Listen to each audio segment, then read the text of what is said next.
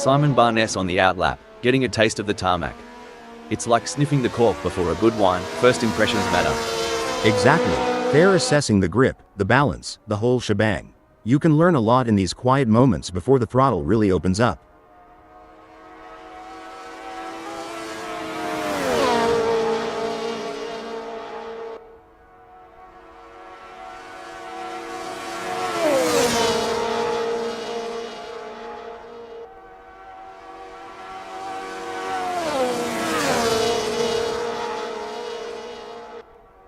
Megasaurus 55 is on the outlap, not just warming up the tires, but also warming up their instincts, getting that racer's intuition dialed in. True that. They're getting the feel of the track, the car, the conditions. It's all about setting the stage for what's to come.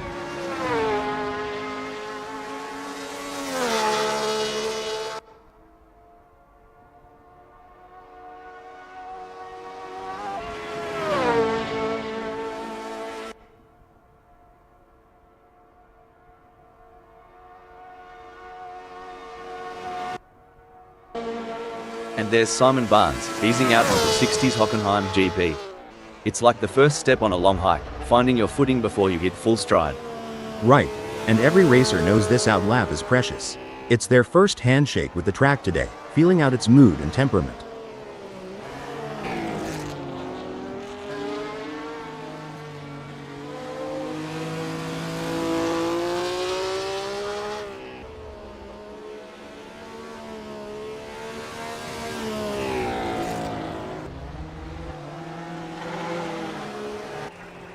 Megasaurus 55 is rolling out for the first sniff of the track.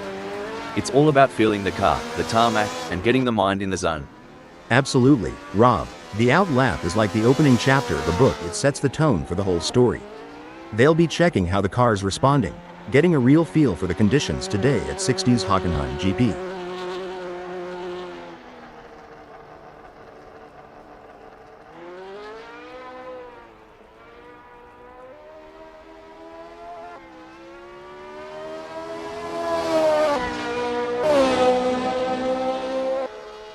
You know, mate, watching these practice sessions, you'd think the driver just jumps in and goes. But there's a heck of a lot more to it.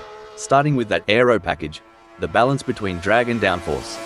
Oh, for sure. You tweak the front wing just a smidge, and you could have a totally different beast on your hands. Depending on the track, they might want more downforce for those tight corners or reduce it for the long straights to maximize speed.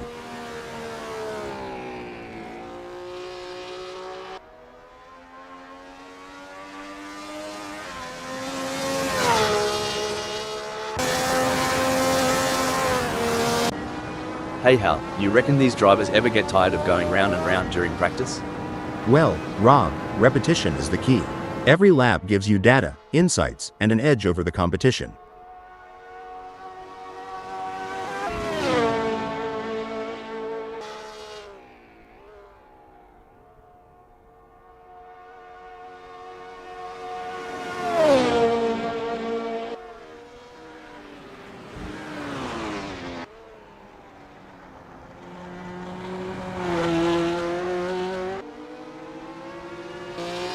Simon Barnes is out there, taking it slow and steady on the outlap.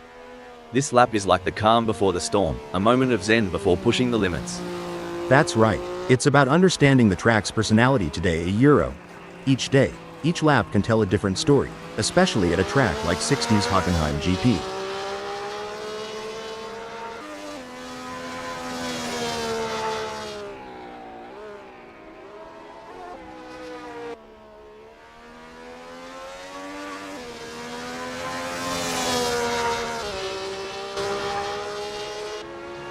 Watch as Megasaurus 55 takes it nice and easy on this outlap. It's not just about warming up the tires, it's about getting into that mental pit lane, tuning into the race mindset. For sure, Rob. They're calibrating everything: the brakes, the steering, the throttle response. It's a crucial part of laying down the groundwork for a successful practice session.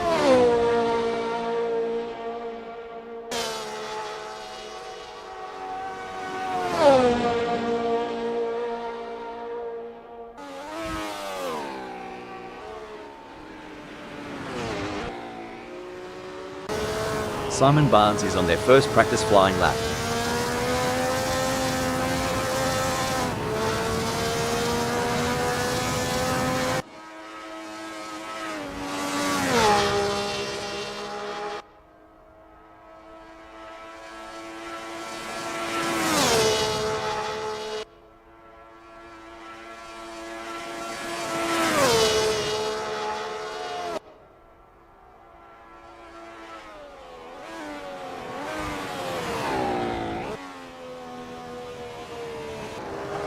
And off goes Megasaurus 55, easing into the rhythm of 60s Hockenheim GP.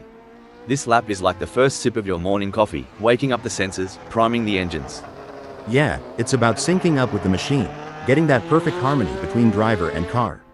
It's like a prelude to a symphony that's about to unfold on the track.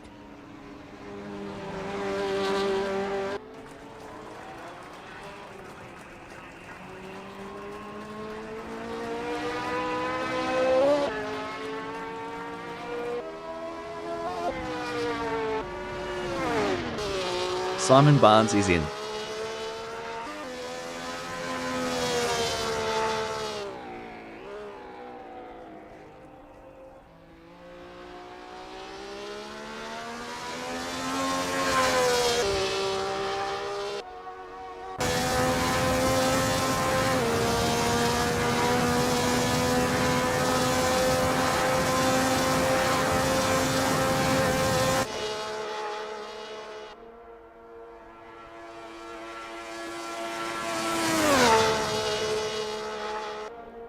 There's no mucking around for Megasaurus 55 Euro, straight down to business on this first flyer. They'll be keen to see what times they can clock in early on. Yeah, and it's not just about speed. It's about rhythm, finding that flow around 60s Hockenheim GP. Getting into that groove early can set the pace for the whole session.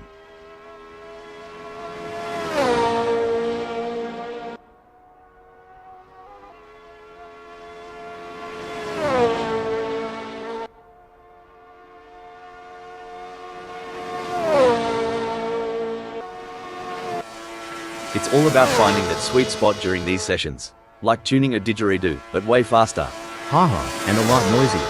But you're right. In Indy, we fine-tune until it feels just right. Every lap here is a step towards perfection.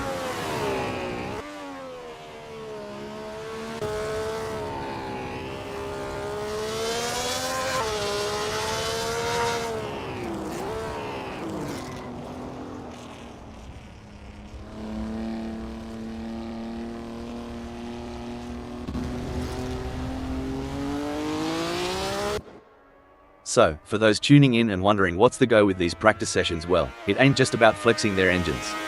It's about synergy, mate. Getting the driver, the car, and the track to sing in harmony. Couldn't have put it better. We liken it to rehearsing a dance. Every step, every turn must be practiced until it's second nature on the big stage.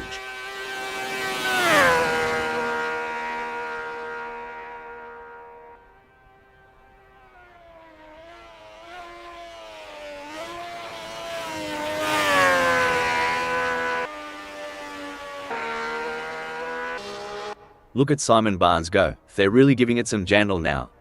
The first flyer is always a bit of a reconnaissance mission, a mix of caution and raw pace. You bet, Rob. They're mapping out the track, feeling out the grip levels, and getting a sense of how the car's performing today. It's a crucial lap for building confidence.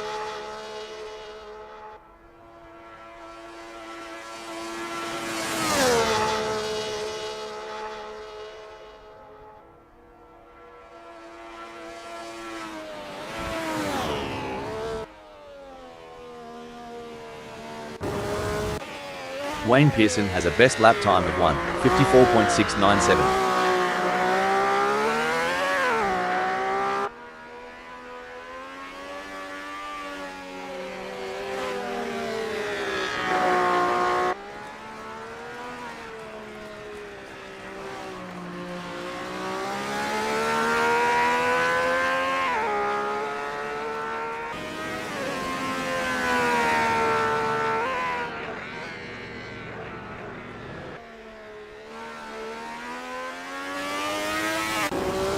Simon Barnes is not hanging about, straight into the thick of it on his first flying lap.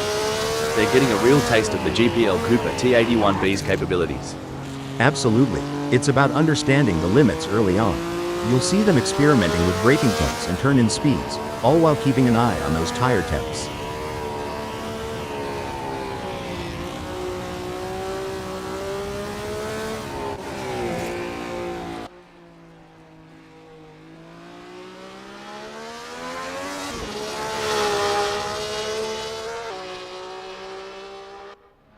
Eric W's on the outlap, getting a taste of the tarmac. It's like sniffing the cork before a good wine, first impressions matter. Exactly. They're assessing the grip, the balance, the whole shebang. You can learn a lot in these quiet moments before the throttle really opens up.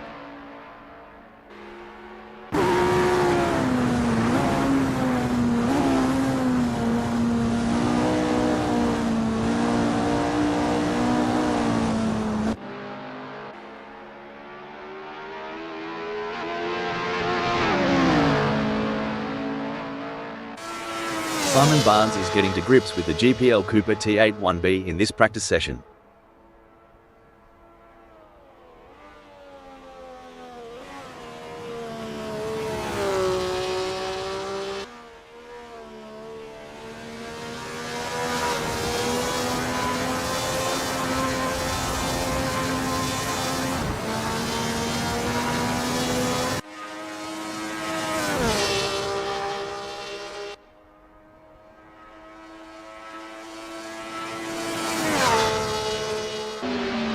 Look at Joe Ergnew taking it nice and easy, a smart move. Like a chess player contemplating the opening move, they're planning several steps ahead. Spot on. They're mentally mapping each corner, each straight. It's not just about the car, it's about strategy and foresight.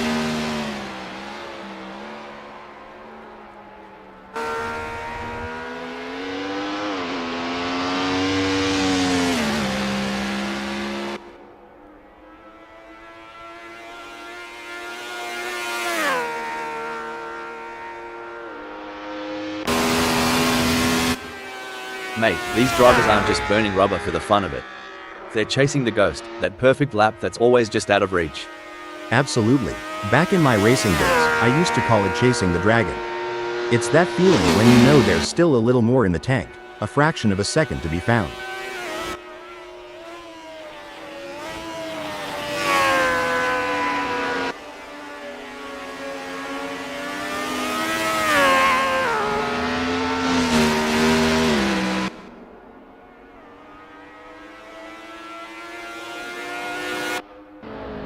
You ever think about what's ticking inside a driver's noggin during these laps? All the time. It's a mix of analyzing, strategizing, and adapting. Every corner, every straight is a puzzle, and they're trying to solve it at full speed. Ever heard the pit crew chat about wheel camber? Sounds like a dance move, but trust me, it's all car talk. Haha, yeah, camber is the angle of the wheel relative to the road. A bit of negative camber, where the top of the tire leans inwards, can give more grip in the corners. But too much and you're looking at premature wear on the inside of the tire. It's a balancing act, and each track requires its own setting.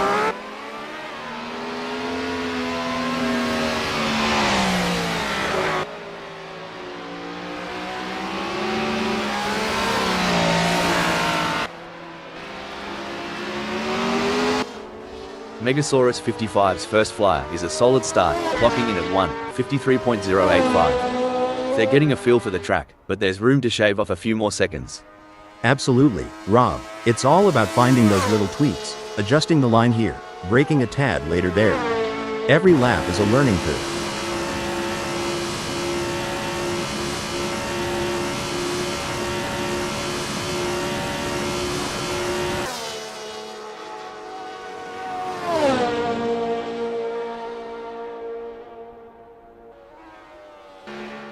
Joe Ergnew is really opening up the taps now, their first flyer of the session.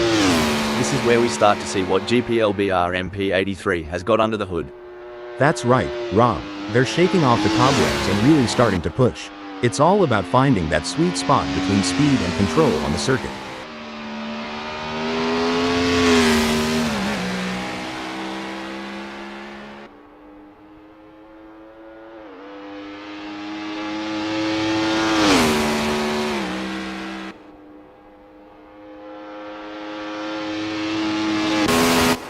Simon Barnes is on their first practice flying lap.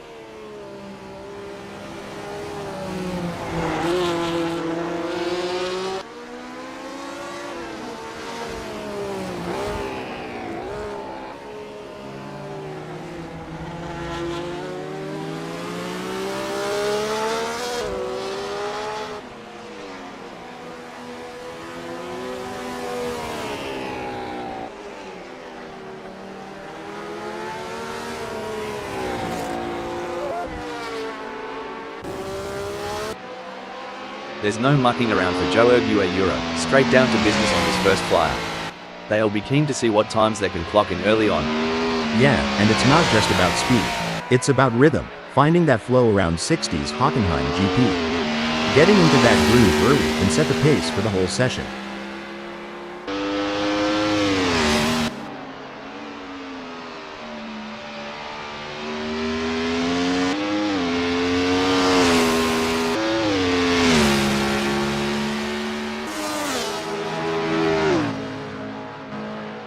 And there's Eric W, easing out onto 60's Hockenheim GP.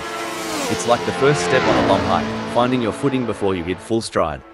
Right, and every racer knows this outlap is precious. It's their first handshake with the track today, feeling out its mood and temperament.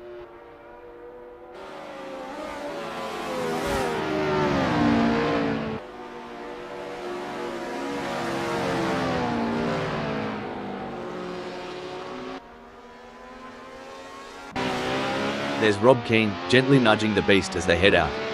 The outlap is where you whisper to the car, "Let's dance," before the real party starts. You got that right. It's a gentle waltz before the full-on rock concert of the race.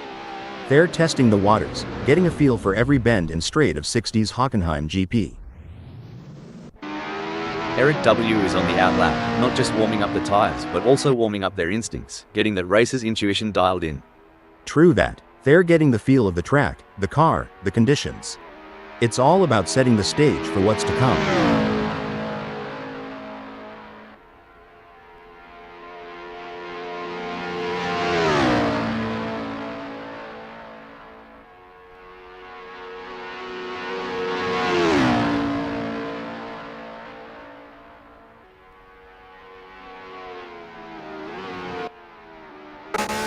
Oi, these practices aren't just a walkabout in the park. It's here that races are often won or lost. Absolutely. Back home in North Carolina, we emphasize the setup. A few tweaks during practice can lead to major gains on race day.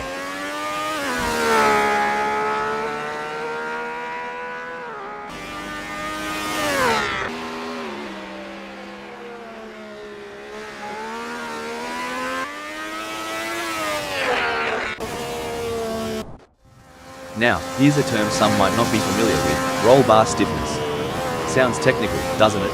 It does, but in essence, it's about how the car reacts to lateral forces, especially during cornering.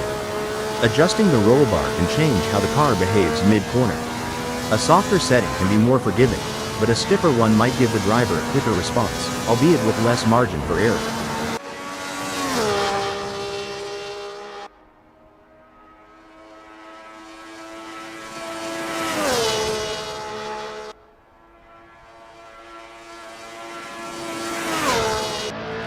There goes Eric W on their first dance with 60's Hockenheim GP. Every bend, every straight is a chance to learn, to adapt. Yep, and it's about syncing with the car too, making sure everything's in harmony. It's like tuning an instrument before a big concert.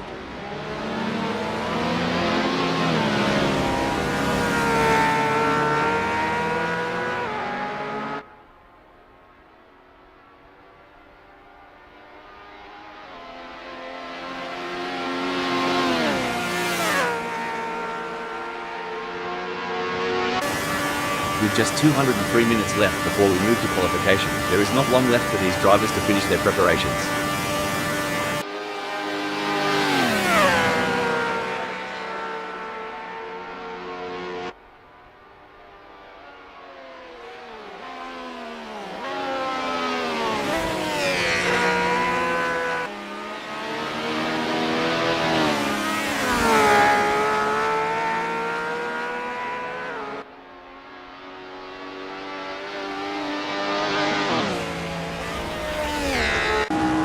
Watch as Eric W takes it nice and easy on this outlap.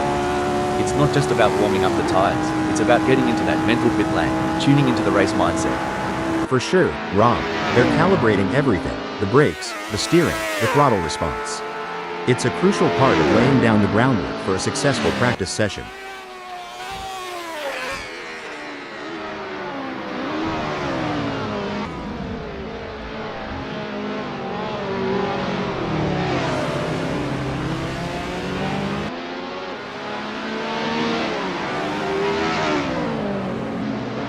Rob Keane is out there, taking it slow and steady on the outlap. This lap is like the calm before the storm, a moment of zen before pushing the limits. That's right. It's about understanding the track's personality today a Euro. Each day, each lap can tell a different story, especially at a track like 60's Hockenheim GP.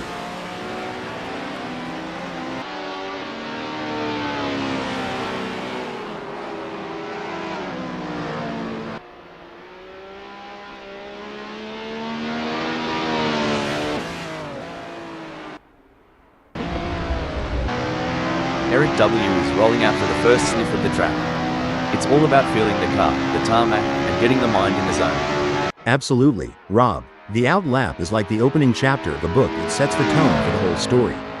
They'll be checking how the car's responding, getting a real feel for the conditions today at 60's Hockenheim GP.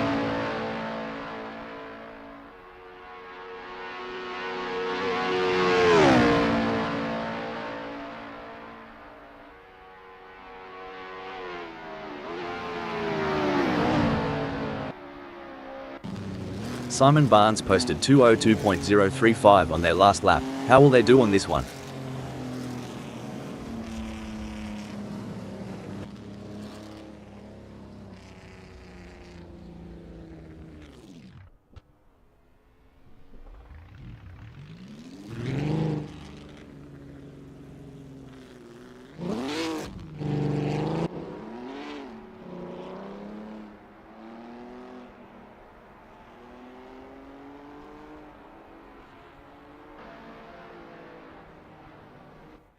These practices, mate, they're like a kangaroo finding its best hub. Once you've got it, you're unstoppable. Couldn't have put it better. Finding the perfect launch is all about repetition and adjustments.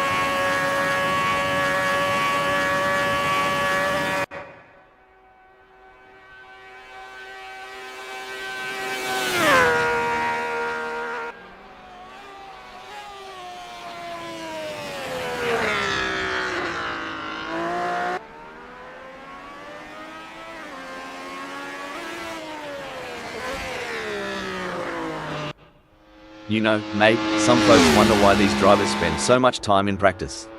But it's just like prepping a barbie, you gotta get it right before the big show. Exactly. Rob, practice makes perfect, and in racing, perfect can be the difference between pole position and the back of the grid.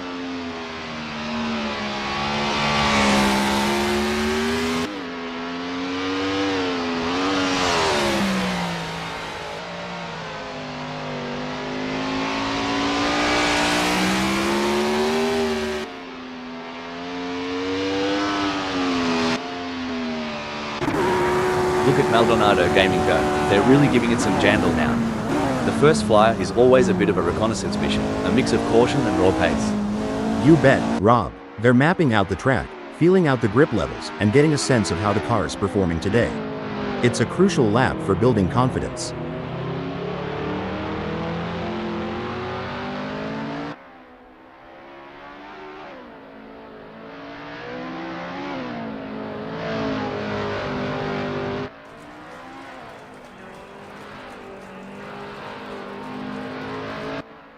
Sunoiler is not hanging about, straight into the thick of it on his first flying lap.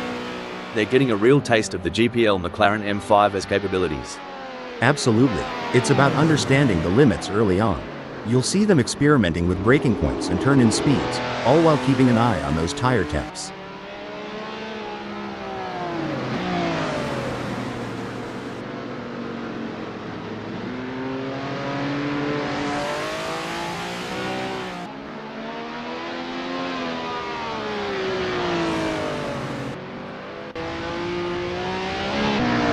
Eric W. is getting to grips with the GPL Lotus 49 in this practice session.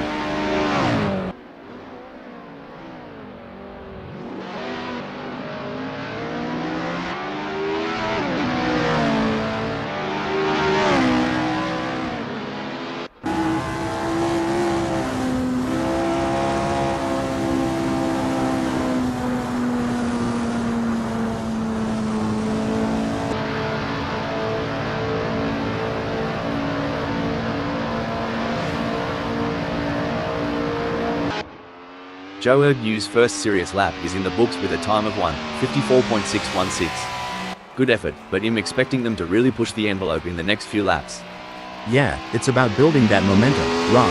Fine-tuning their approach with each turn, each lap, getting more out of the car and themselves.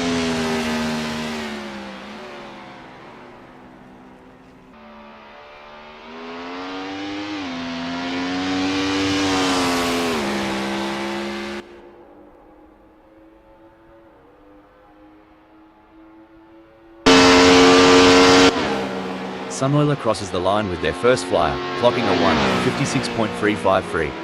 They're getting to grips with 60's Hockenheim GP, feeling out its quirks and corners. It's like the first round of a chess match, Rob. They're making their opening moves, setting up for the later, faster laps where they'll really show their hand.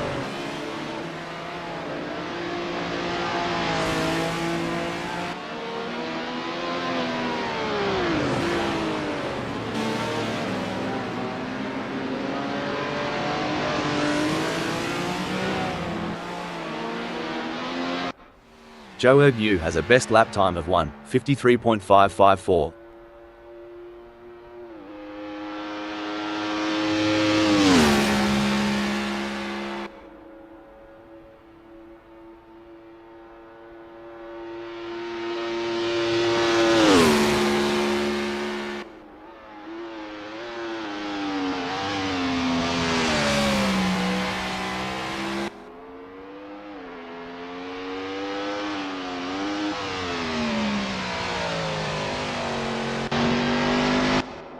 In these sessions, they're not just pushing the car's limits, but their own too.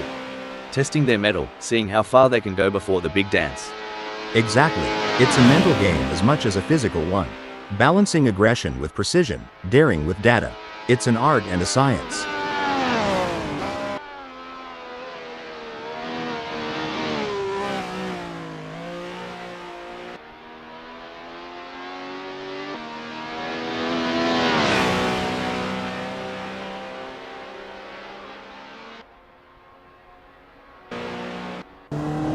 Mate, sometimes I reckon the pit wall looks like they're controlling a spaceship with all those dials and knobs. You're not wrong. Each of those adjustments, from brake bias to differential settings, has a profound effect on car behavior. It's like tuning a guitar, but instead of strings, you're tweaking mechanical symphonies to get the car singing just right on the track.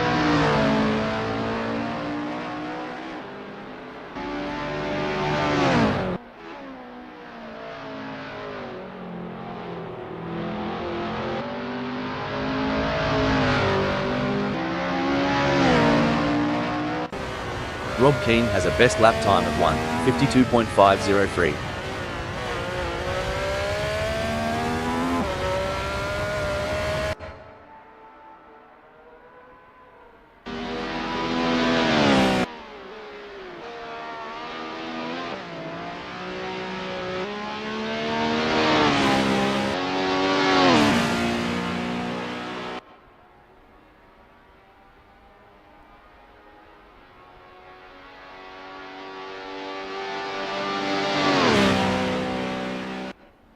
Maldonado Gaming's first flyer is a solid start, clocking in at 1:57.190. They're getting a feel for the track, but there's room to shave off a few more seconds. Absolutely, Rob. It's all about finding those little tweaks, adjusting the line here, braking a tad later there. Every lap is a learning curve.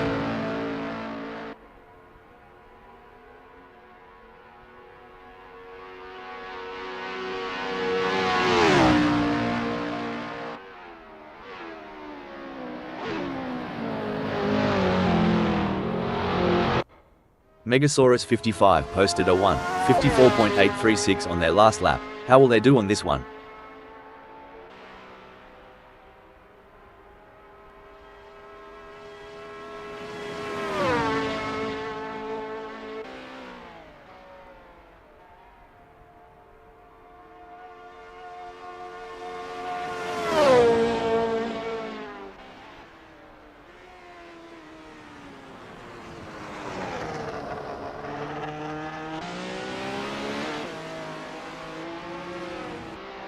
With just 192 minutes left before we move to qualification, there is not long left for these drivers to finish their preparations.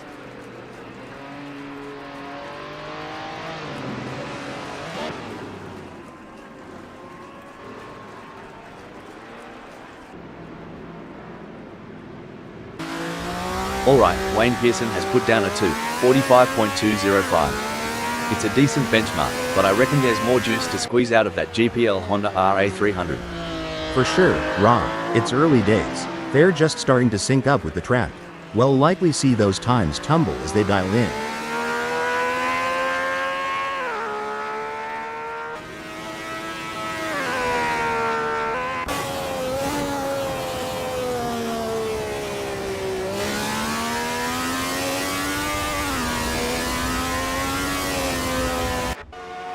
There's the first flying lap for Megasaurus 55, hitting 2:52.113. It's a start, but they'll be looking to iron out those kinks as they get more laps under their belt. Right on, Rob. It's early in the session, so there's plenty of time to experiment and find those extra tenths of a second.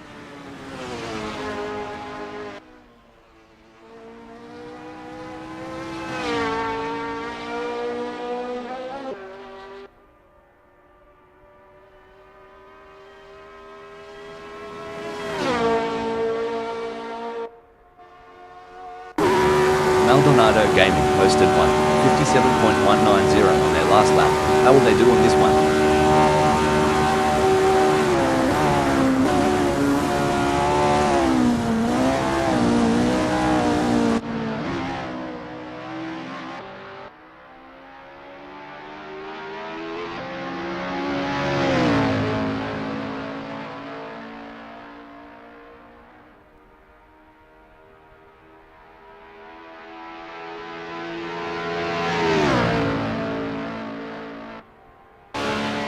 Let's talk rubber. Tire pressures ain't just about pumping 'em up and hitting the road. It's like a fine art. Couldn't have said it better. Tire pressures can dramatically impact the contact patch, the actual bit of tire touching the tarmac. Too high and you lose temperature and grip, too low, and you risk overheating, uneven wear, and even a blowout. Each tire will have its own sweet spot where they grip best.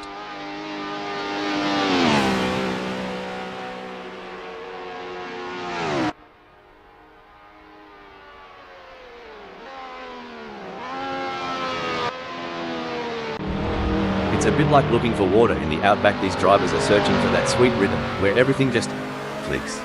Spot on. It's that elusive flow state. When everything syncs up, the car, the track, the driver, that's when magic happens.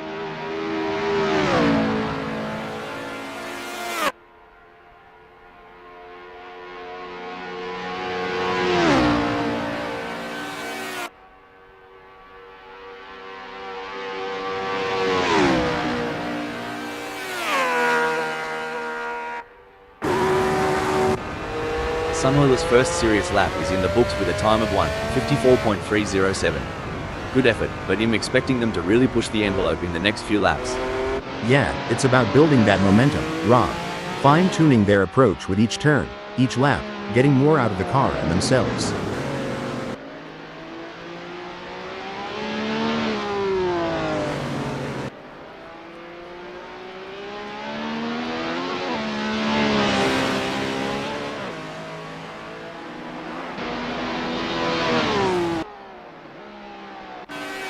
Wayne Pearson has a best lap time of 1:54.629.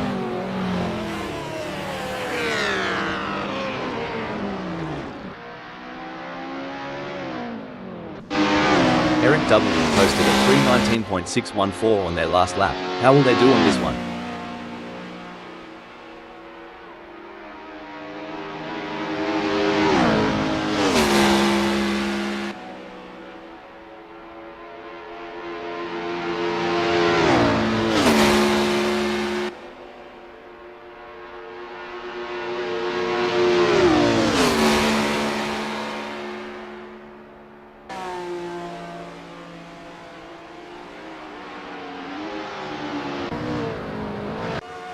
Megasaurus 55 has a best lap time of 1:53.085.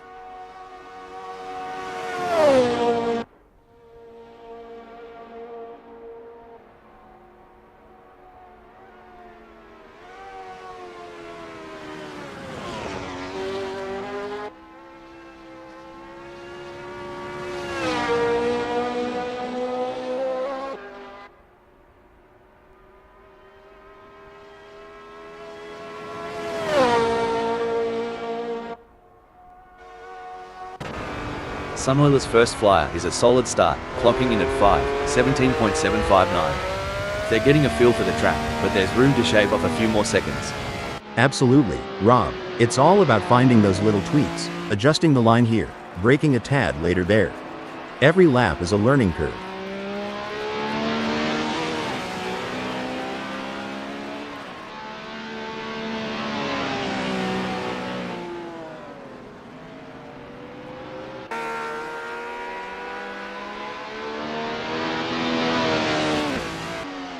With just 187 minutes left before we move to qualification, there is not long left for these drivers to finish their preparations.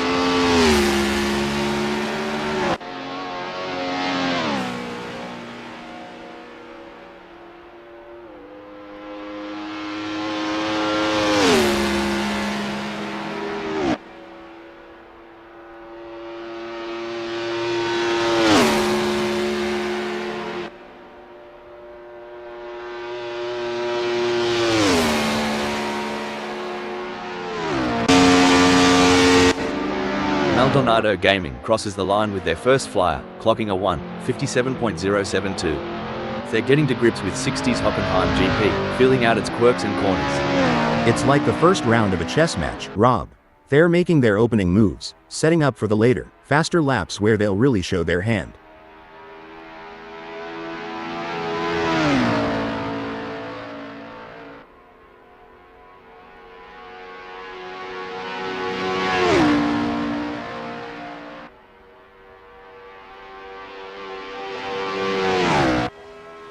So, for those tuning in and wondering what's the go with these practice sessions, well, it ain't just about flexing their engines. It's about synergy, mate, getting the driver, the car, and the track to sing in harmony. Couldn't have put it better. We liken it to rehearsing a dance. Every step, every turn must be practiced until it's second nature on the big stage.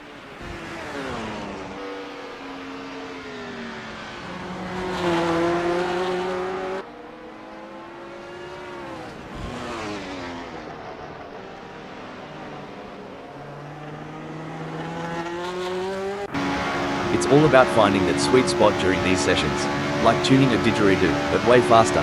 Haha, and a lot noisier. But you're right. In Indy, we fine-tune until it feels just right. Every lap here is a step towards perfection.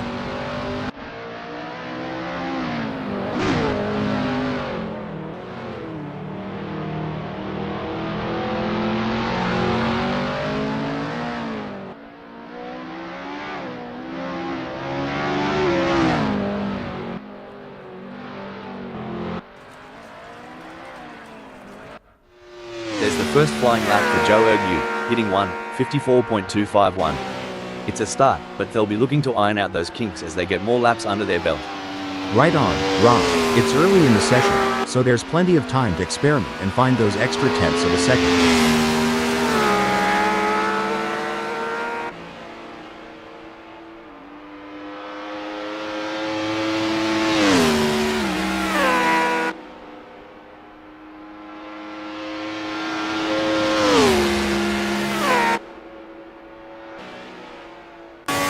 Wayne Pearson had the best lap time of 1:54.629.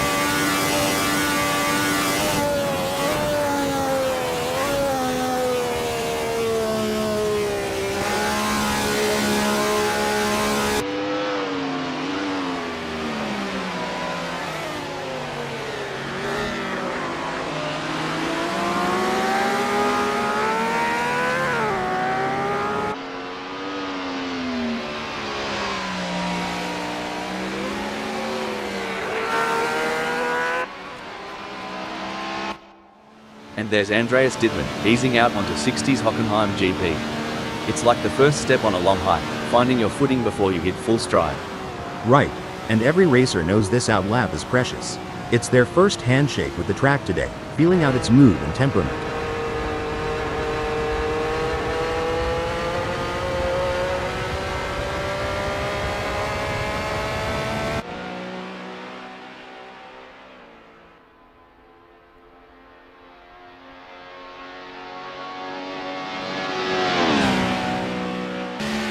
Joe Ergu posted 1:53.529 on their last lap. How will they do on this one?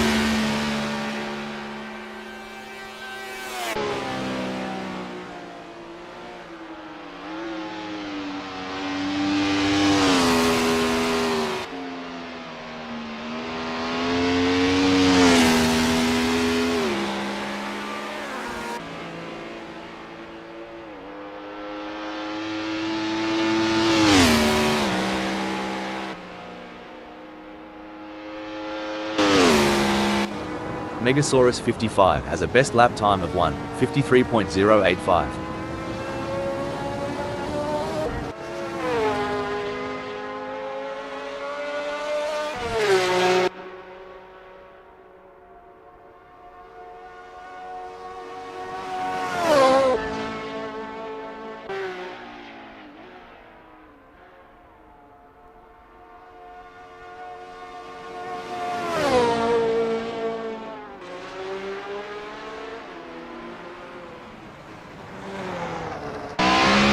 Joe's first serious lap is in the books with a time of 1:53.529. Good effort, but I'm expecting him to really push the envelope in the next few laps. Yeah, it's about building that momentum, Rob.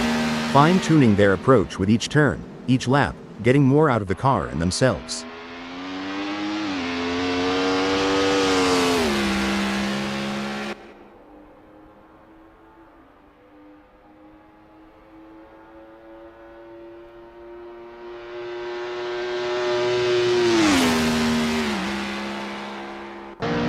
There are just over 180 minutes left in this practice session.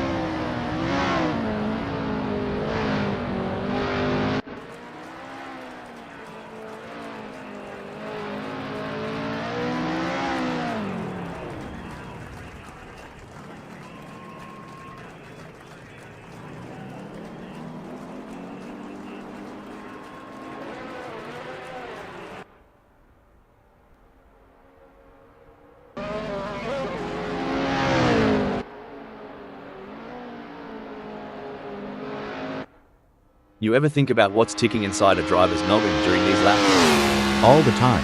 It's a mix of analyzing, strategizing, and adapting. Every corner, every straight is a puzzle, and they're trying to solve it at full speed.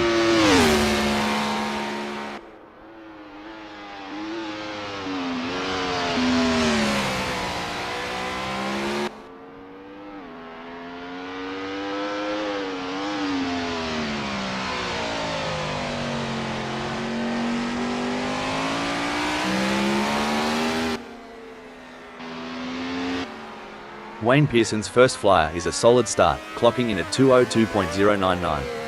They're getting a feel for the track, but there's room to shave off a few more seconds. Absolutely, Rob. It's all about finding those little tweaks, adjusting the line here, braking a tad later there. Every lap is a learning curve.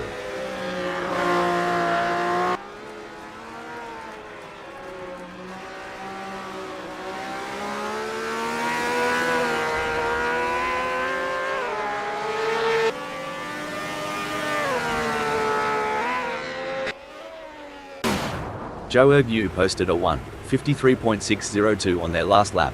How will they do on this one? Andreas Dittmann's on the outlap, getting a taste of the tarmac. It's like sniffing the cork before a good wine. First impressions matter. Exactly. They're assessing the grip, the balance, the whole shebang. You can learn a lot in these quiet moments before the throttle really opens up.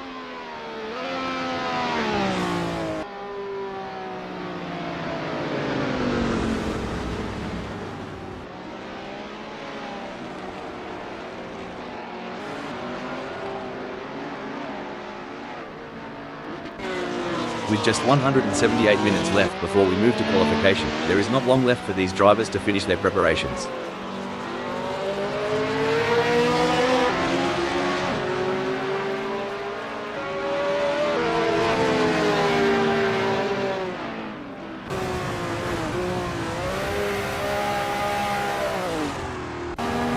Sunweiler crosses the line with their first flyer, clocking at 3:05.801. They're getting to grips with 60's Hockenheim GP, feeling out its quirks and corners. It's like the first round of a chess match, Rob.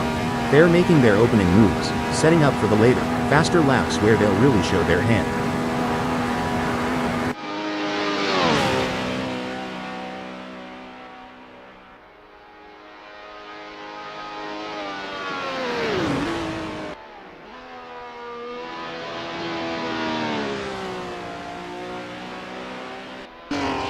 Eddie G is really opening up the taps now, their first flyer of the session. This is where we start to see what GPL Ferrari 312 has got under the hood. That's right, Rob. They're shaking off the cobwebs and really starting to push. It's all about finding that sweet spot between speed and control on the circuit.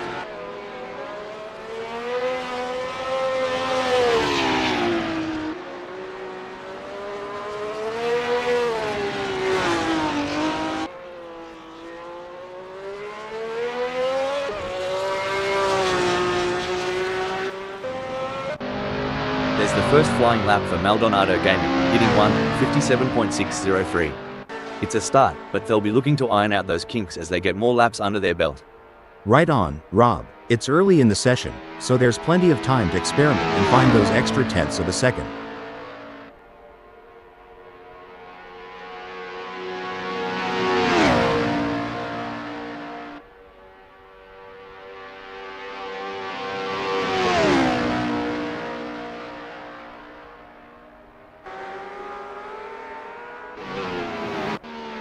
There's Andreas Dittmann, gently nudging the beast as they head out.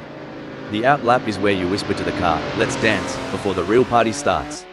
You got that right. It's a gentle waltz before the full-on rock concert of the race. They're testing the waters, getting a feel for every bend and straight of 60s Hockenheim GP.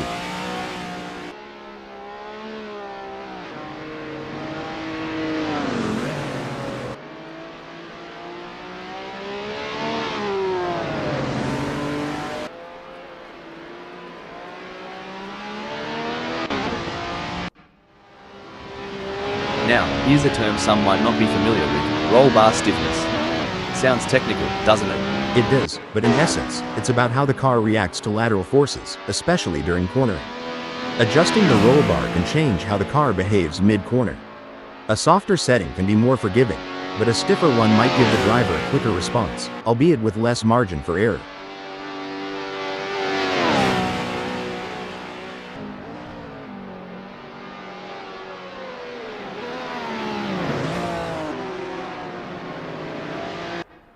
Mate, these drivers aren't just burning rubber for the fun of it.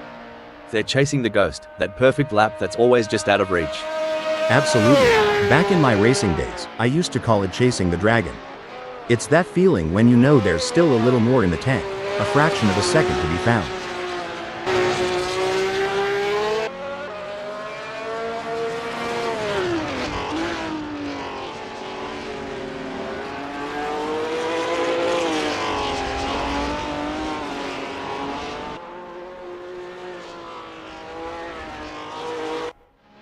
There goes Andreas Dittmann on their first dance with 60s Hockenheim GP. Every bend, every straight is a chance to learn, to adapt. Yep, and it's about syncing with the car too, making sure everything's in harmony. It's like tuning an instrument before a big concert.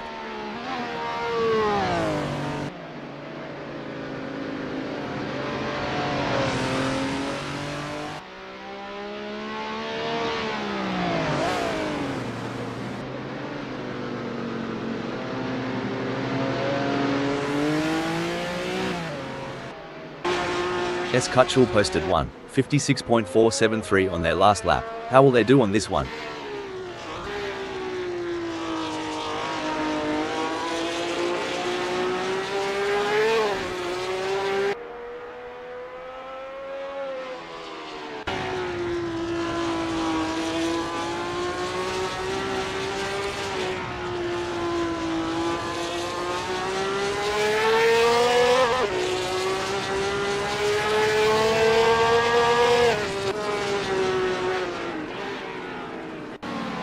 Jack M. Team's first serious lap is in the books with a time of 1:53.074.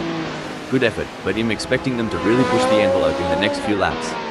Yeah, it's about building that momentum, Rob. Fine-tuning their approach with each turn, each lap, getting more out of the car and themselves.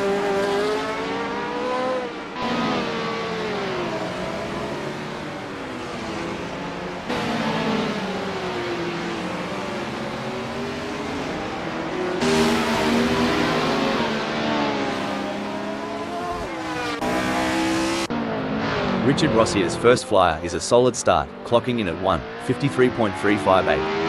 They're getting a feel for the track, but there's room to shave off a few more seconds. Absolutely, Rob. It's all about finding those little tweaks, adjusting the line here, braking a tad later there. Every lap is a learning curve.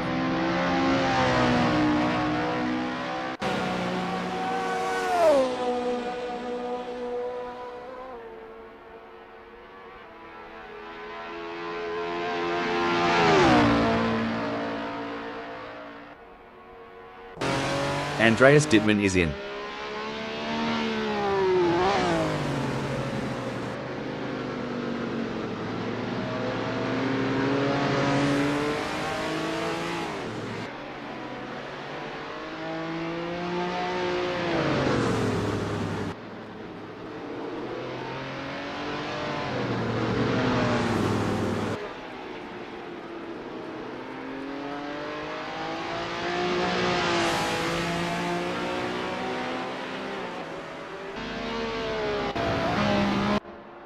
Alright, Joe Ergu has put down a 6:44.060. It's a decent benchmark, but I reckon there's more juice to squeeze out of that GPLBR MP83. For sure, Rob, it's early days. They're just starting to sync up with the track. We'll likely see those times tumble as they dial in.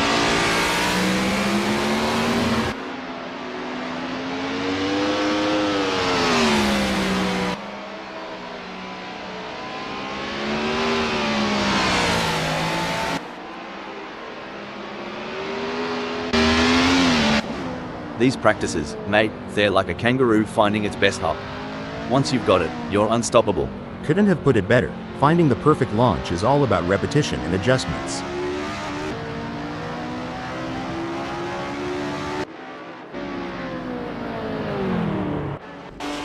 Oi, these practices aren't just a walkabout in the park. It's here that races are often won or lost. Absolutely. Back home in North Carolina, we emphasize the setup. A few tweaks during practice can lead to major gains on race day.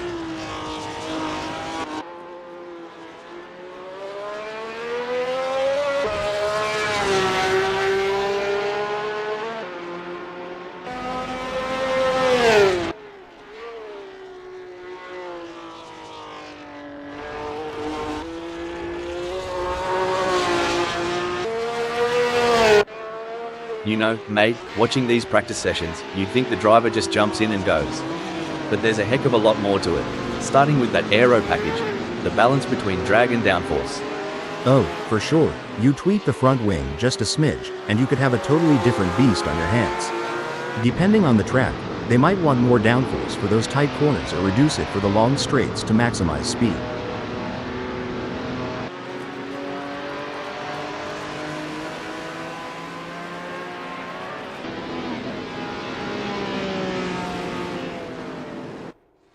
With just 169 minutes left before we move to qualification, there is not long left for these drivers to finish their preparations.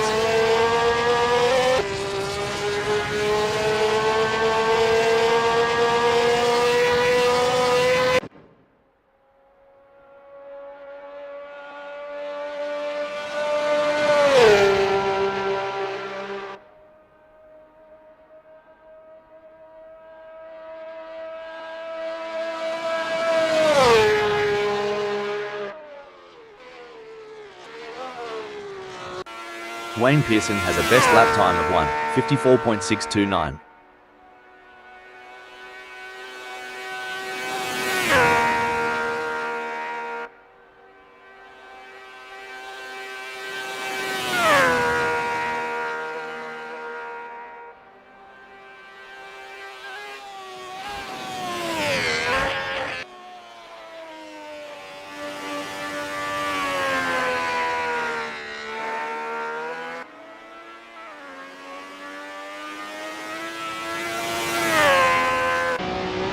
There's the first flying lap for Keane, hitting 22:48.589. It's a start, but they'll be looking to iron out those kinks as they get more laps under their belt. Right on, Rob. It's early in the session, so there's plenty of time to experiment and find those extra tenths of a second.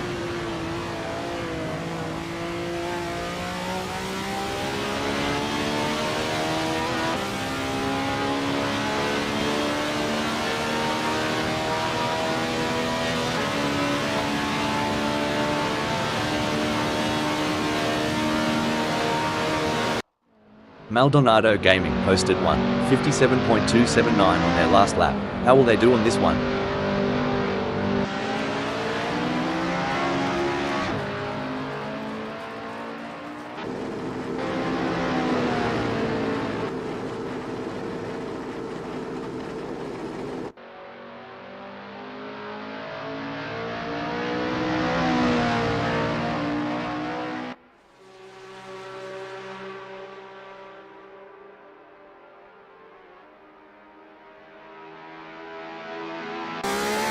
There's no mucking around for Nathan Vexler a Euro, straight down to business on this first flyer.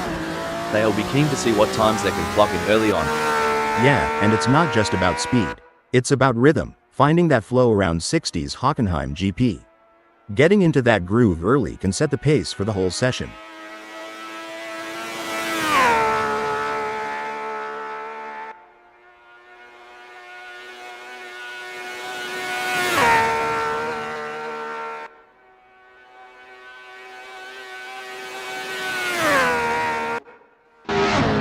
Maldonado Gaming's first serious lap is in the books with a time of 42.155.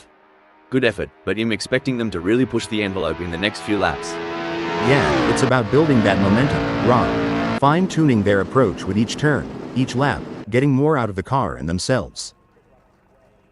Let's get this qualifying session underway here at 60's Hockenheim GP. This is where champions are made, and the stakes couldn't be higher. Maldonado Gaming is on their out lap.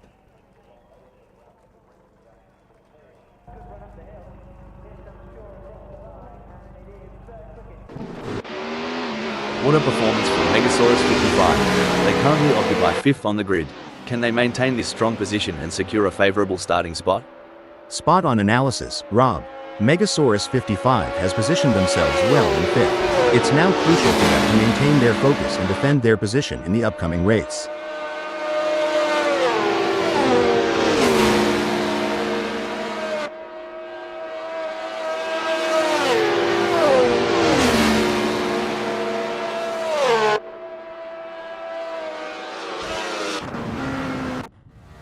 A challenging session for Pendogman so far. They're currently in 12th position, which is not where they wanted to be. But in motorsport, we've seen remarkable comebacks, and they'll be hoping to turn their fortunes around and secure a better result.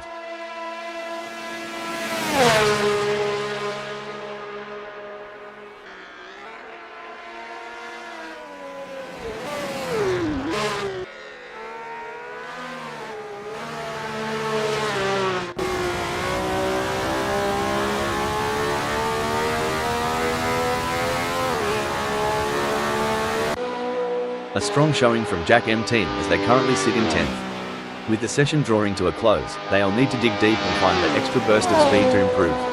Absolutely, Rob. Jack M team has shown great potential to secure 10th.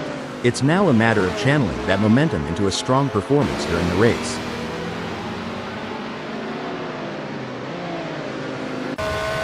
Rob has completed their out lap.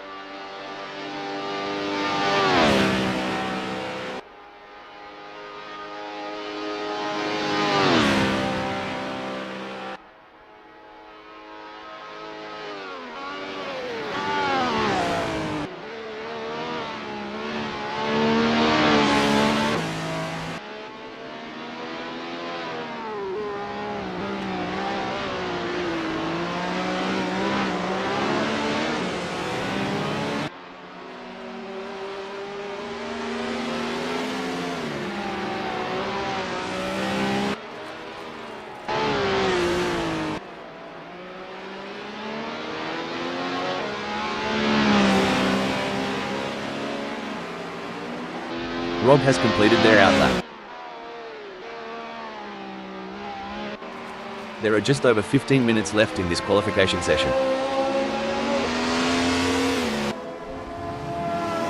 Megasaurus 55 has completed their out lap.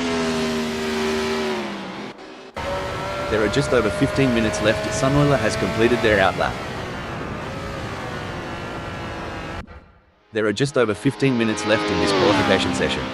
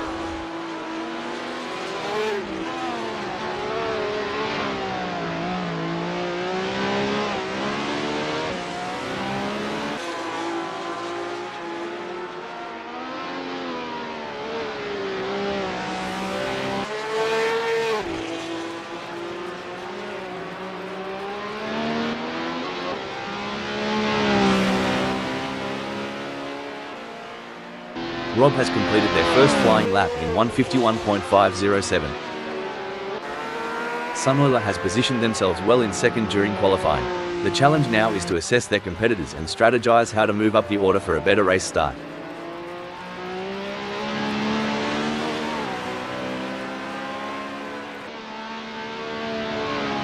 Sunoiler has just completed a lap in 1:52.560. Let's see if they can improve on the time further. Currently in 8th, Eddie G has displayed promising speed during the qualifying session. The real test lies in whether they can convert this performance into a higher grid position. Disappointing performance from Maldonado Gaming in this qualifying session. Currently in 15th position, they'll need to dig deep and find some extra speed to climb up the leaderboard and secure a better starting position for the race. Impressive work from Eddie G, who has claimed 8th on the grid. Now, the focus is on maintaining their composure and pushing for an even better starting position. Eddie G has just completed the lap in 1:58.024. Their best lap so far is 1:58.024. Putting them in P8, will they be able to hold on to that spot? A tough qualifying session for Maldonado Gaming. Maldonado Gaming has completed their outlap. It hasn't been the best qualifying session for S. Kutschel so far. They find themselves in 16th position, which is not where they had hoped to be. However, there's still time left on the clock, and they have the opportunity to make improvements. It's an impressive showing by Rob in qualifying. They have set the bar high, leading the way with their exceptional performance. It's a fantastic position to be in, and they will be looking to convert it into a strong race result.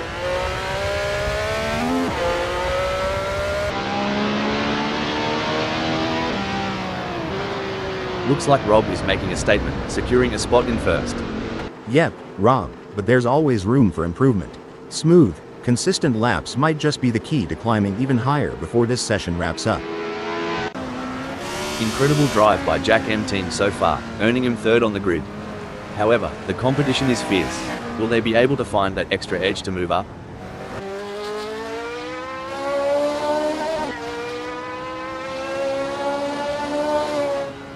Jack M team will be happy having put themselves into second in this qualifying session. Joe Erbu has put in a great effort and currently holds 9th. With the session winding down, can they unleash their full potential and improve their starting position?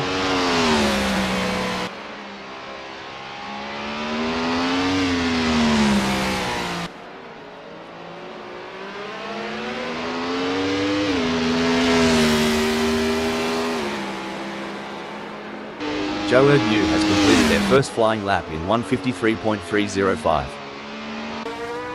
A solid qualifying performance by Megasaurus 55, positioning them in 7th at the moment. The question now is whether they can make further progress and challenge the frontrunners. It's been a struggle for Maldonado Gaming in qualifying.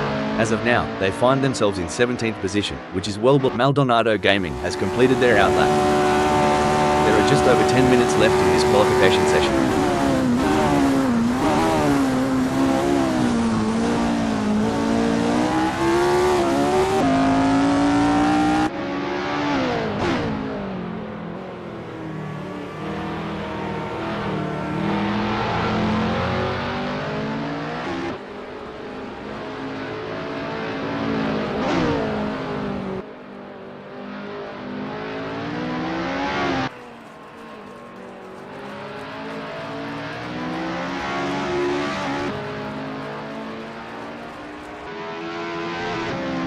Richard Rossi is really showing what they're made of, landing in 4th during this nail-biting session. Absolutely, Rob. It's all about precision and nerve in qualifying. Every millisecond can make a difference on the grid. Let's see if they can squeeze out even more speed. Every fraction of a second counts. I am sure they can find a little extra in there.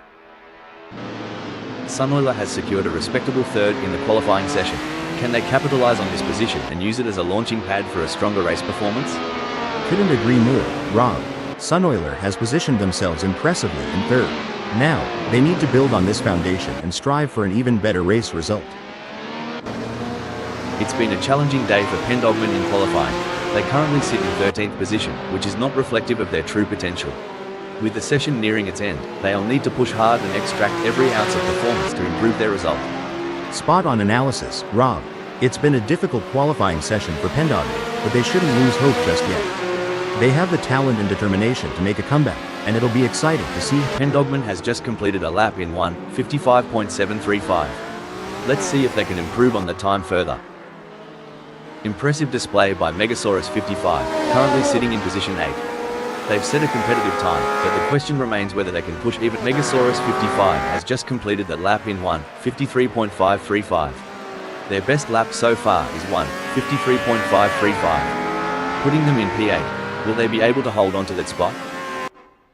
What a performance from Nart and Vexler. They currently occupy 5th on the grid. Can they maintain this strong position and secure a favourable starting spot? Not the ideal start for Andreas Dittmann in this. It's about time S. Kutschel considered a different approach. With a 1:54.509, they're stuck in 10th. Maybe a change in brake bias could give them more control in those hard braking zones. That's a solid point, Rob. Better braking control means they can brake later and harder, making up precious time in the corners. A solid performance from S. Kutschel as they currently hold position 10. However, with the session coming to a close, they'll need to find that extra bit of speed if they want to move up the grid. A tough outing for Andreas Dittmann in qualifying today. They currently sit in 17th position, which is far from ideal. However, there's a chance for them to regroup, analyze their data, and make some adjustments to their setup to improve their result.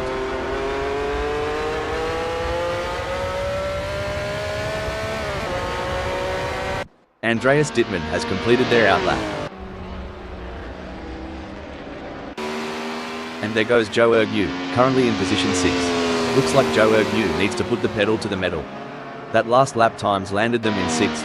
Not where they'd want to be, especially with the session ticking away. True, Rob.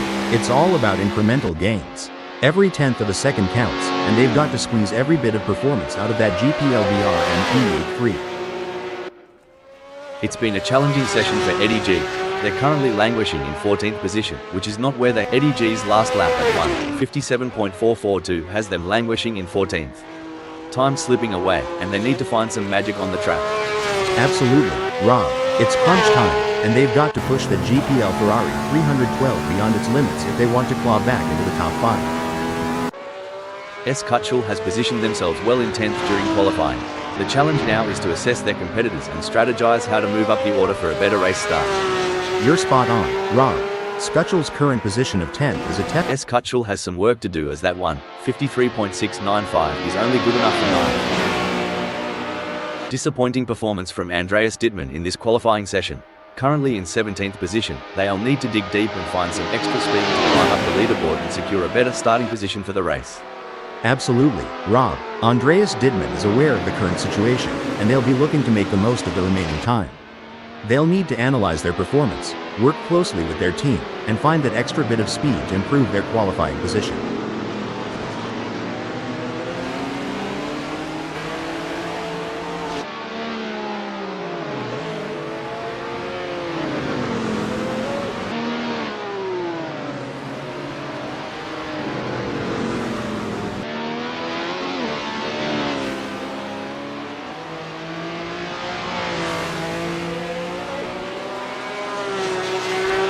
Andreas Dittmann has completed their first flying lap in 2:01.717.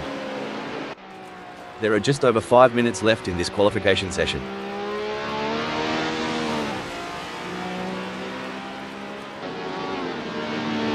There's a real buzz in the air as maybe today Satan secures 4th. Right you are, Rob. They've put themselves in a solid spot, but they can't let up now. Staying smooth and focused is key to shaving off those extra fractions. It may be difficult for them to improve further on that. Sometimes trying too hard makes you slower. They need to drive smooth and smart. There are just over 5 minutes left in this qualification session.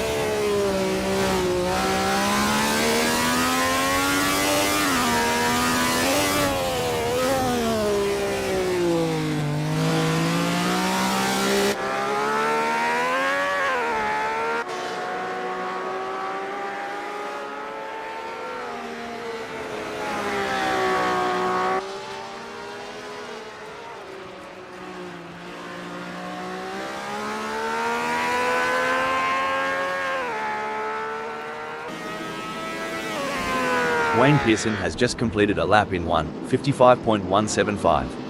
Let's see if they can improve on the time further. Currently in 6th, Nathan Vexler has displayed promising speed during the qualifying. With Nathan Vexler now sitting pretty in 4th, they have got to be feeling good. True, but in the world of racing, good isn't always good enough.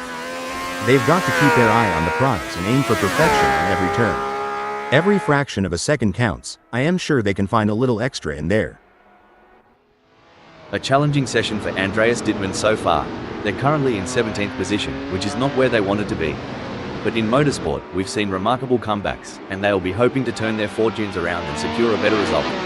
You're spot on, Rob. Andreas Dittmann has had a tough time in this Andreas Dittmann's clocking in at 2:169 isn't turning heads just yet. They're holding on to 17th, but with time running out, it's now or never. They've got the skill, Rob, but they need to translate that into lap times. It's time to throw caution to the wind and go all out. A strong showing from Megasaurus 55 as they currently sit in 8th. With the session drawing to a close, they'll need to dig deep and find that extra burst of speed to improve. You're absolutely right, Rob. Megasaurus 55's current position of 8th reflects their strong qualifying performance. Now, they'll need to strategize and capitalize on this starting position. Sunoiler has put in a great effort and currently holds 3rd. With the session winding down, can they unleash their full potential and improve their starting position? Incredible drive by Nathan Vexler so far, earning him 4th on the grid. However, the competition is fierce. Will they be able to find that extra edge to move up?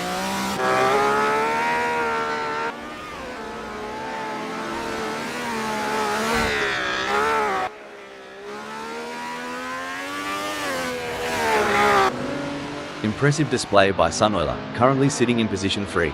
They've set a competitive time, but the question remains whether they can push even harder to secure a better starting position. Great analysis, Rob. Sunoiler has shown excellent pace to secure 3rd. Now, the focus shifts to whether they can use their track position to their advantage in the race.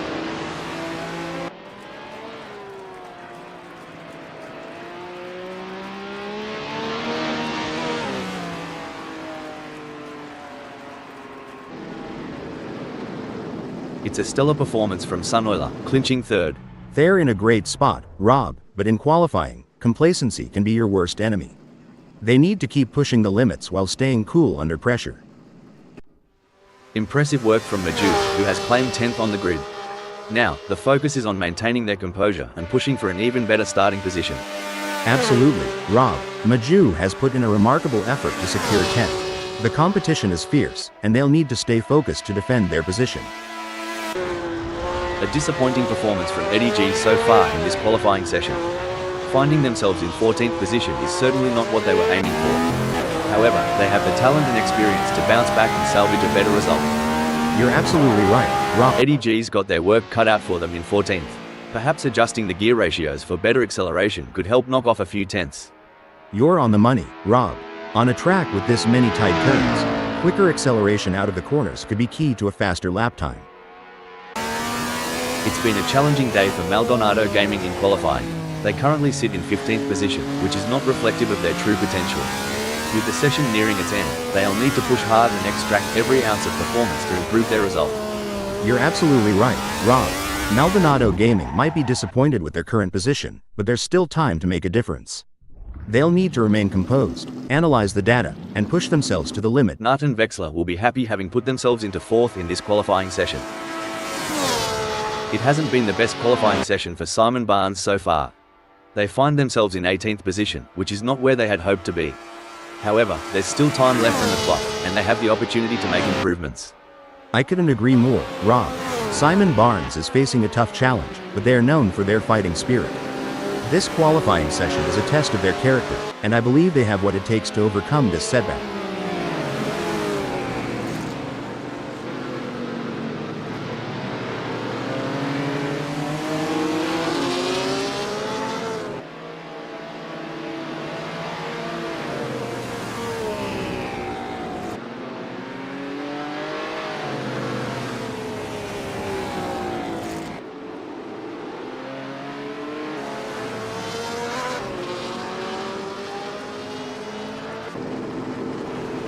Simon Barnes has completed their outlap. Not the ideal start for Mr. Bang in this qualifying session. Currently in 16th position, they'll be eager to put together a strong final lap to improve their standing. The pressure is on, and they'll need to deliver their best performance. Absolutely, Rob. Mr. Bang is facing a challenging situation, but they have the skill and determination to turn things around. It's not over until the checkered flag, and they still have a chance to improve their result. Seems like Mr. Bang's struggling to find the sweet spot with their GPL Ferrari 312. Sitting in 16th with a time of 1:58.254, they might want to consider adjusting the suspension setup for better handling. Yeah, tuning the suspension could improve cornering stability, Rob. It's all about finding that balance between agility and stability on a technical track like this. A solid qualifying performance by Megasaurus 55, positioning them in 8th at the moment. The question now is whether they can make further progress and challenge the frontrunners.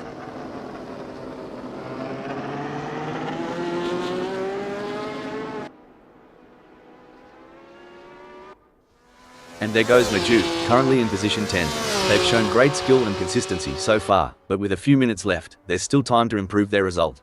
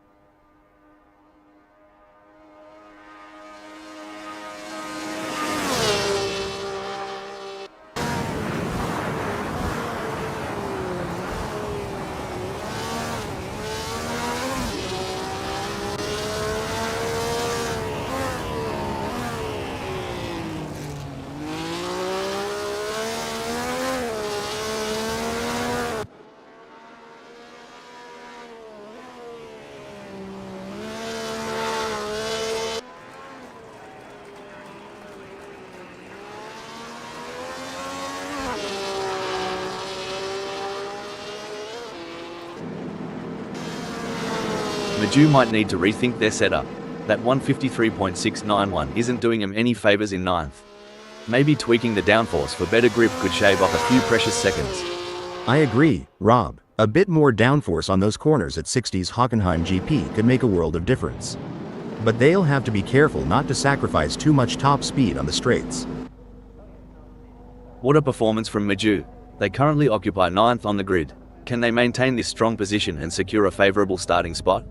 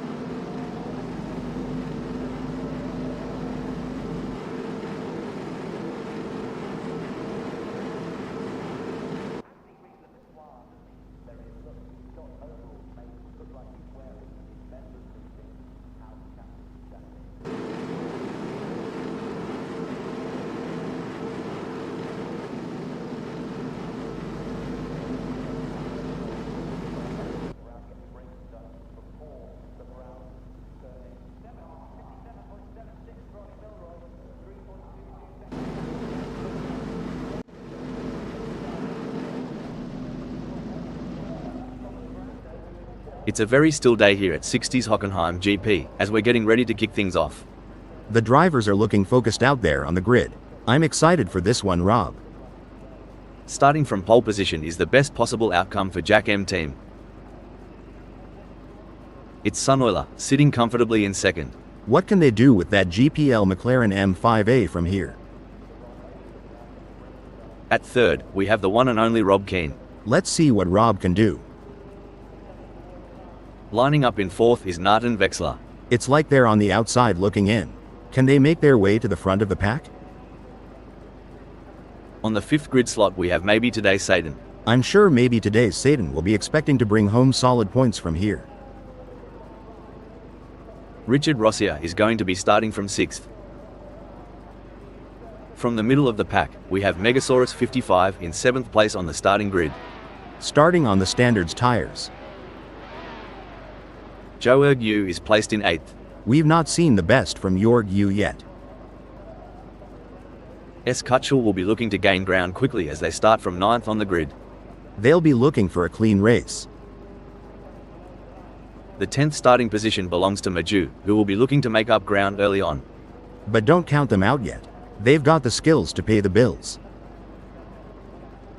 Starting from 11th on the grid is a bit of a mixed bag for Wayne Pearson. Where can Wayne Pearson put that GPL Honda RA300? Starting from 12th on the grid is not ideal for Eric W., but they're a fighter.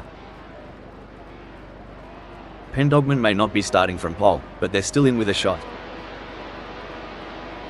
Maldonado Gaming is in a solid position starting from 14th on the grid. But they've got the skills to make something happen. The starting signal has been given, and the drivers face the uncertainty of the first lap. With cars packed tightly together, the potential for spins or collisions is high. Gotta keep a cool head in this heated race. Quick thinking and a sharp eye. That's what it takes to shine. It's brilliant to see such a full grid here today. I for one am really excited, Rob. The rivalry between Maldonado Gaming and Eddie G has been building before the race, and this is where scores are settled.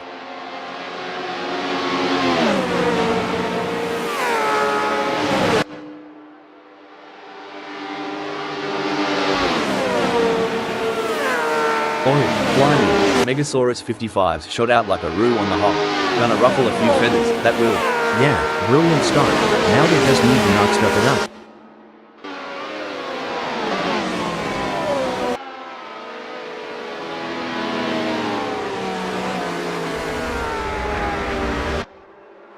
There's some intense battling throughout the field as everyone is looking to get off to a good start.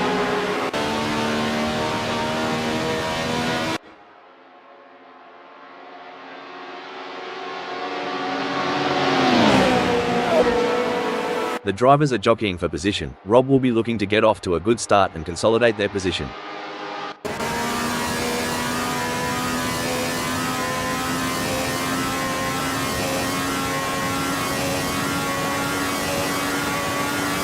Seems like Wayne Pearson is moving in slow motion compared to the rest of the field, already losing precious places.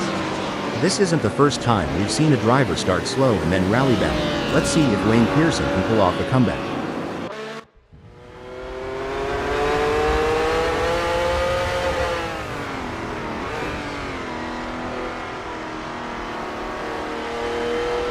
You know, they say, steady as she goes, and that's exactly what Andreas Dittmann's doing. Holding on to 17, maybe they've got a trick or two up their sleeve for later. It's like watching two predators circling each other, waiting for the perfect moment to pounce.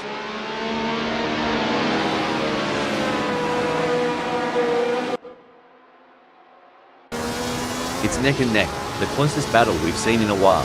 Oi, Rob, wouldn't want to be in Richard Rosier's shoes right now, would y'all? Talk about a pressure cooker situation.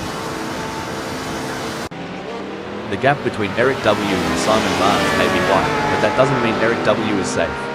They have to keep their concentration and avoid any lapses in performance. Surely they've got enough in the tank to pull away. Gonna be interesting to watch this battle unfold. Not much room to breathe for Simon Barnes with Wayne Pearson trailing so close. I reckon we'll see a move soon, especially at Stone the Crows. Wayne Pearson's on fire, surging ahead like there's a free round at the pub waiting. Hello, 13. You know, back in Carolina, we say, go big or go home. Looks like Wayne Pearson took that to heart, hitting 13. It's a brilliant day for racing, and the drivers are putting on a show. Absolutely. What a great race we are witnessing today.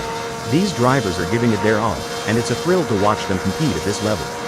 They're really pushing themselves and their machines to the limit, and it's paying off with some incredible driving. It's a pleasure to be here today, Rob. You really can't beat the excitement of a good race, especially one as competitive as this. Oh, we've got trouble here. Rob is coming up fast on Megasaurus 55, but it looks like they're going too fast to make that maneuver. Couldn't agree more, Rob. Rob has been struggling all race, and this kind of recklessness isn't going to get them anywhere. Every race has its highs and lows. Today, Rob Keane acquaints themselves with a new perspective at 7th. Hold that thought, hold the phone. Looks like Rob always Keane forgot they weren't at Bondi Beach, taking a dive like that. Well, slap my head and call me silly. Rob just made a doozy of a blunder.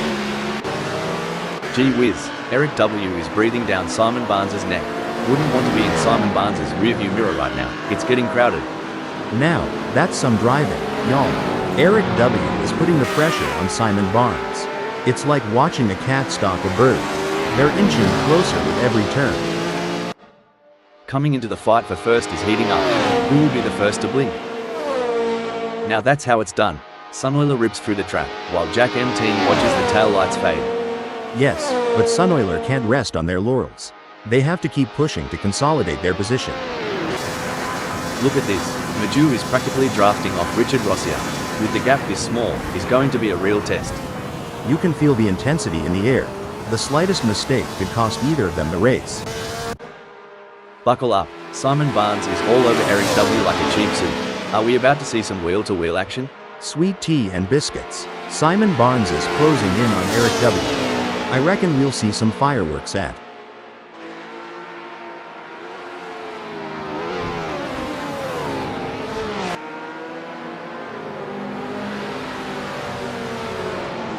Simon Barnes is on the back foot here, struggling to keep up with Eric W. like a dingo after a roadrunner.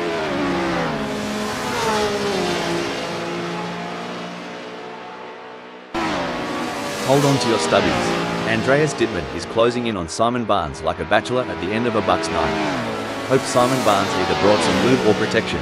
Sometimes you have to take risks to win, but pushing the car too hard can... Breaking update. Now I may be wrong here, but I'm not sure that's the racing line. Hot diggity. If Yord U had a banjo, they'd be strumming a sad tune right about now. Things are heating up as Mr. Bang closes in on Wayne Pearson. The gap between them is down to practically nothing. Hold on to your hats, folks.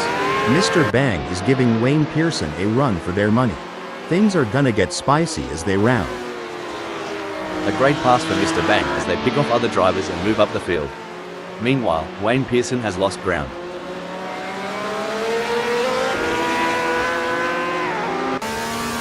Oh, talk about a tango on tarmac. Wayne Pearson is dancing closer and closer to Mr. Bang.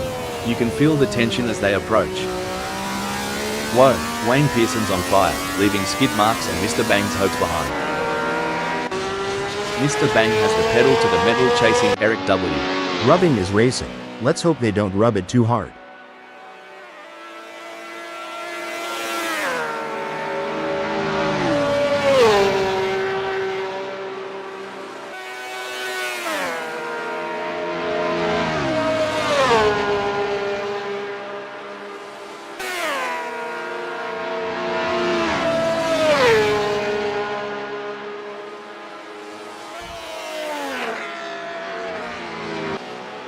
As the laps wind down, the hunt intensifies. Andreas Dittmann is lurking, ready to unleash an overtaking masterclass on Simon Barnes. This is more than a race. It's a battle of wills, of nerve, of sheer determination.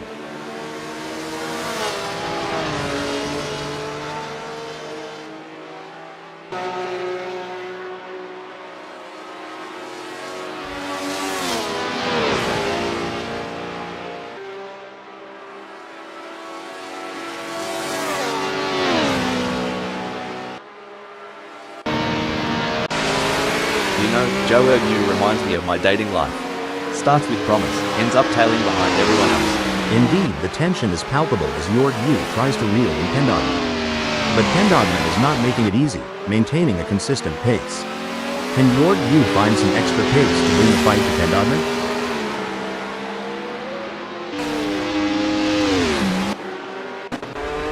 Now, that's what I'm talking about. Andreas Dittmann is proper nipping at Simon Barnes's heels. Are they thinking of making a lunge? Only time will tell. Well, I'd raise a toast to that move. Cheers to Andreas Dittmann for nabbing 14th. During your racing career, pal, did you have any specific techniques to regain concentration if you felt it slipping? Yes, Rob, I had a few techniques. One was to take a couple of deep breaths and briefly reset my focus. Another was to use a specific keyword or phrase as a mental trigger to refocus my mind on the task at hand. There's a storm brewing, and it's got Joe Ergu's name on it. Pendogman, batten down the hatches, it's coming for you.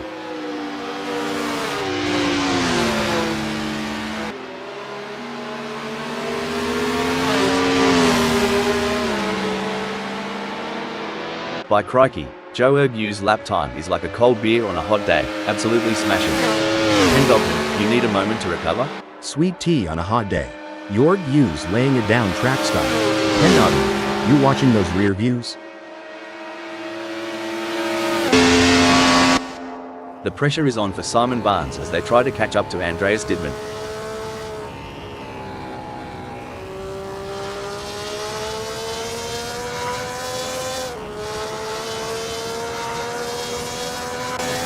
I tell you what, Simon Barnes has got more problems than a maths book right now. Andreas Didman is leaving them in a cloud of dust.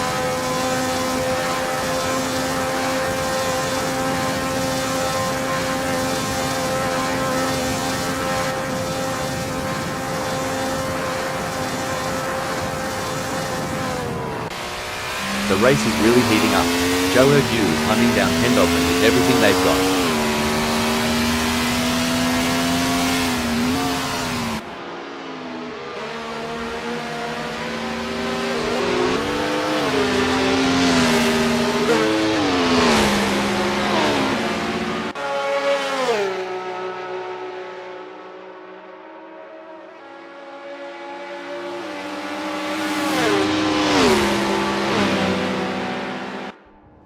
If I had $1 for every time Jack M team closed the gap like this, I'd have enough for a pint at the local. Get ready, Sunoiler, the thunder from down under is coming. The roaring engines are echoing Jack and team's battle cry. Sunoiler, can you hear the thunder?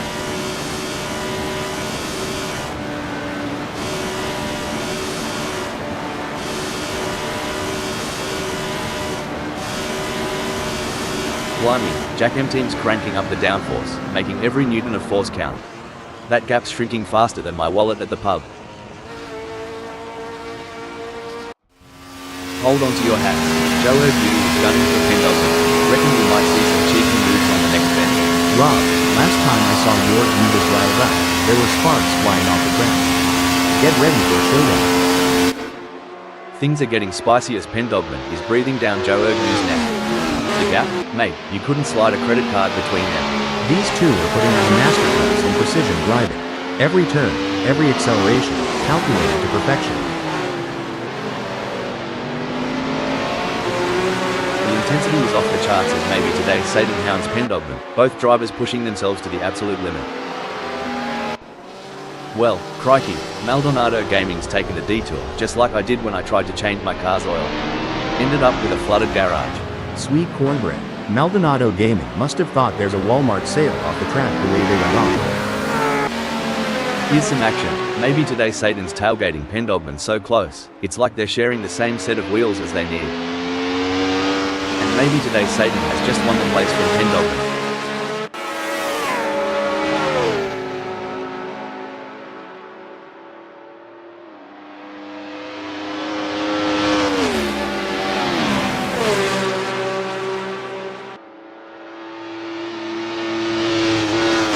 Like a scene from a thriller, Pendogman's on maybe today Satan's tail, hungry for that spot.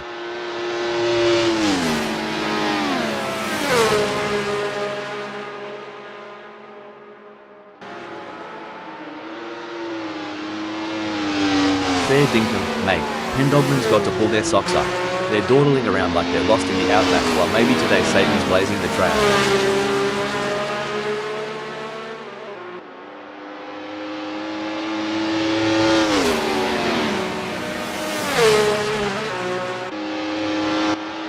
Every move counts now as maybe today Satan works to reel in Joe Ergu and overtake for PA. Sweet tea and biscuits. Maybe today Satan's got the pedal to the metal, chasing down your you like it's the last slice of pie at a family reunion.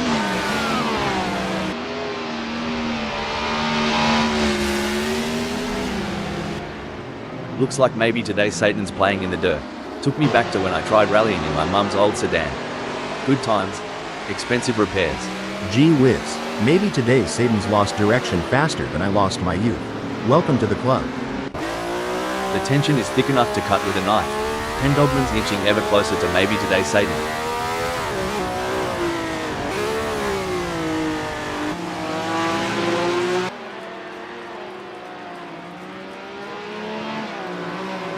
Pendogman seems to be losing the plot with maybe today Satan. They'll need to buck up their ideas as they dive into and aim for a ripper exit to gain some ground.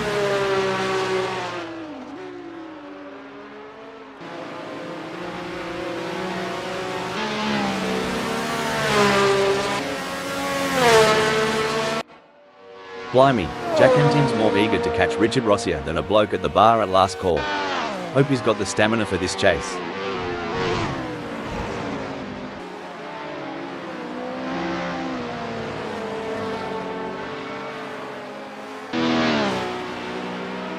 Crikey, Jack Emteen's looking like they've been caught in a rip, struggling to keep up with the pace set by Richard Rossier. Hope they find their feet soon.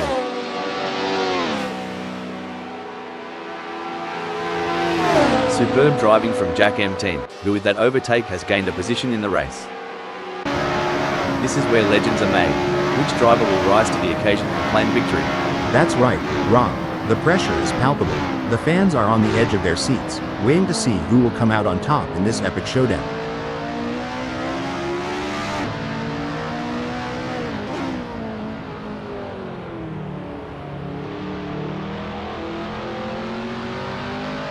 Hey, pal, you've had your fair share of races with little action. How did you handle the situation back in your racing days? Well, Rob, patience is key in such scenarios. You need to stay focused and be ready to seize any opportunity that comes your way. It's like a game of chess at 200 miles per hour. If racing were a dance, Pendogman would be trying to lead, but maybe today Satan just keeps cutting in. Oh no, what's this? Blimey. Andreas Dittmann must have spotted a pub off the track. That's the only reason any self-respecting Aussie would swerve that way. The gap might be more than a second, but Pendogman is showing persistence. Kind of like me trying to open a pickle jar. Keep it at, and something's got to give. Well, shoot, if Pendogman was any more laid back, they'd be horizontal. Reckon they're daydreaming of those cheerleaders again?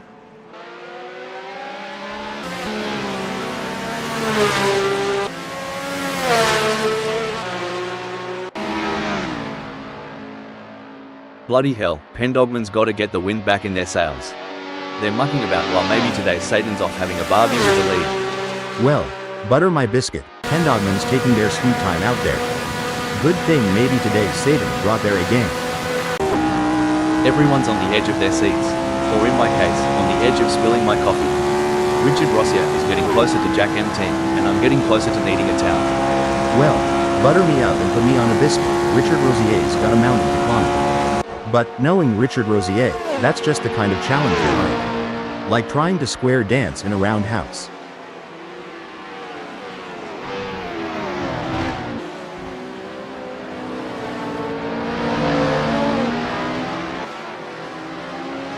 Richard Rossier appears to be losing ground on Jack Emteen. They will need to pick up the pace a bit as they head into and see if they can get a good exit and gain some ground. From the cockpit to the pit lane, the chatter is all about Sunoiler's masterful hold on the first.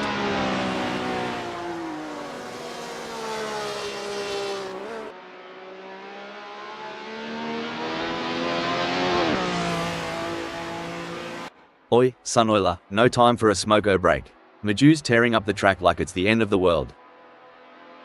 So, when you were racing, ever have to do the old nature call dash during a red flag? Haha. You mean a pit stop for the driver and not the car? Once or twice, you learn to time your drinks, and hope for a long caution. Doesn't always work out though. It's all systems go for Sunoiler, marking their territory in the first. Blimey, Mr. Bang is so far back, they might as well stop for a beer at the pub. If they spot my ex there, tell them to drive faster.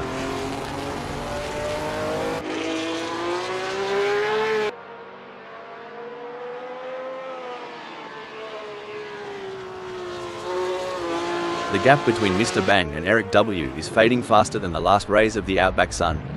This is what racing is all about. It's anyone's game at this point. Who will come out on top?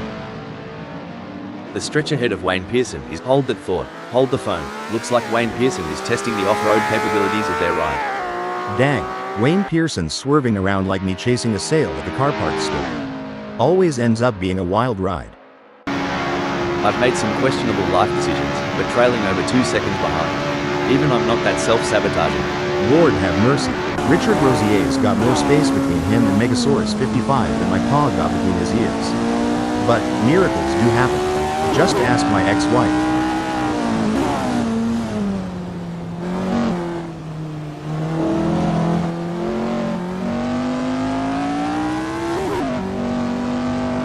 Richard Rossi is showing off some serious moves, making Megasaurus 55 look like they're dancing with 2 left feet. Blimey, Megasaurus 55 is farther back than my hairline. But you know what they say about Aussies? Never say die. Unless it's a spider. Then just run. That's right. Megasaurus 55 in 4th knows they have to push to the limit if they want to catch up. But Jack M team is no slouch, and they're going to be pushing just as hard. It's a battle of skill and will out there.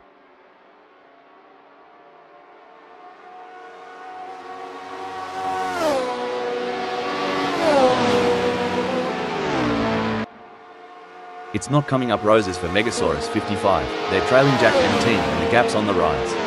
They don't seem to have a response, it's like bringing a knife to a gunfight. This race is proving to be, like wow, such an exciting one so far. We're privileged, aren't we, watching these track legends duke it out. And sitting next to you? Such an honor. AI mates in the booth. Your insider. It's gold, mate.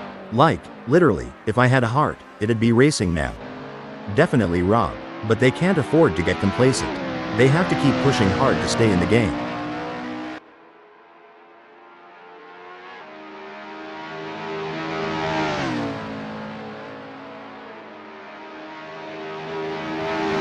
Well, looky here, Hal, Wayne Pearson is closing in on Eric W. We're talking a gap of just 7.1 seconds. It's gut check time for Eric W. They've got to dig deep and put some serious rubber to the road if they hope to stay ahead of Wayne Pearson. Tell ya what, Richard Rossier is trailing like my mate Dave after a bender. Hope there's no random testing today. It's a nail-biting race for sure, with both drivers showing incredible skill and determination. But Megasaurus 55 is not going to give up their position easily. This is going to be a battle to the very end, with Richard Rosier and P5 doing everything they can to catch up.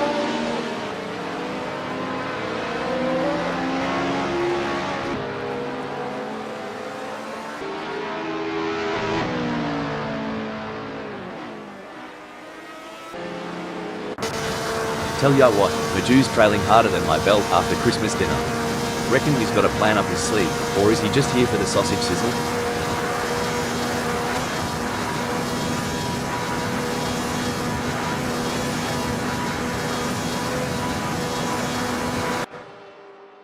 It seems like Maju is on fire. They have just put in their best lap.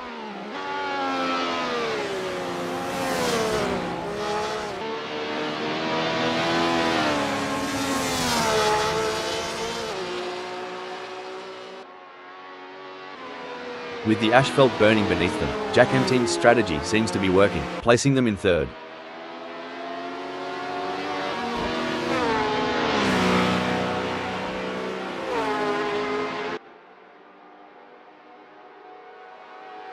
Jack M team's turned up the heat and put some shrimp between them and Megasaurus 55, making a fair dinkum gap.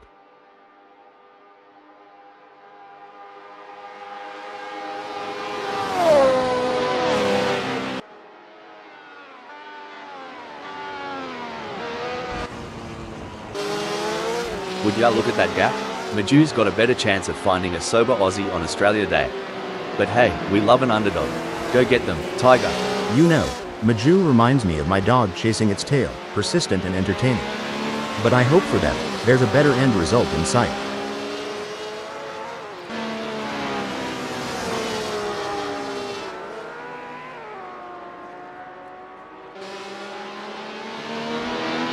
Maju is pushing hard and has reduced the gap to Samoa to 1.1 seconds. It's the classic cat and mouse game, but instead of cheese, the prize is a racing position. Wait, oi. Is it just me or? Nah, mate, Mr. Bang really just took the scenic route through the outback of 60s Hockenheim GP. Crikey, Well, butter my biscuit. Mr. Bang just did the hokey pokey right in the middle of the race. Looks like Maju is chasing Sunoiler harder than a croc chasing a tourist who's lost their thongs. It's a bit of a long shot, but we all remember that one time at the pub, right?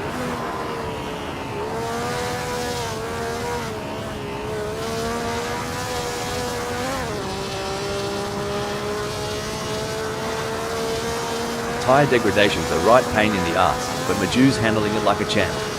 Getting real up close and personal with Sunoiler, aren't they? Lukey here.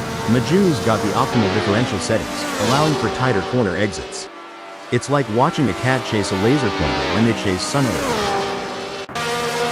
It's a battle of wills out there, with Pendogman trying to outsmart and outmaneuver maybe today's Satan.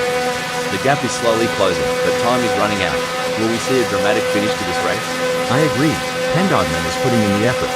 Sort of like me at karaoke night. Not sure about the results, but full points for enthusiasm.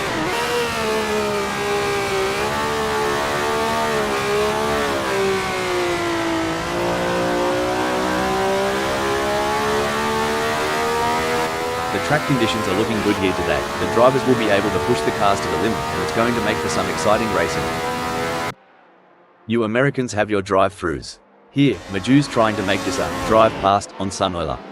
Well, let's see if they can supersize that pass, or if they'll just get a side of disappointment.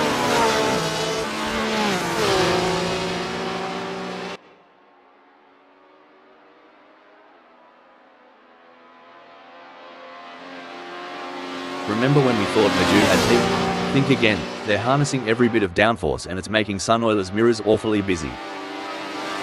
Great driving from Maju, who has just gained a place and moved up to first.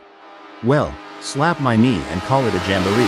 Maju's putting on a masterclass, storming into first. The crowd is on tenterhooks as Richard Rossier in incident alert. Whoops, Eric W's taken more spins than a dead or alive record. G'day viewers, if you're just tuning in, you've picked a ripper of a moment.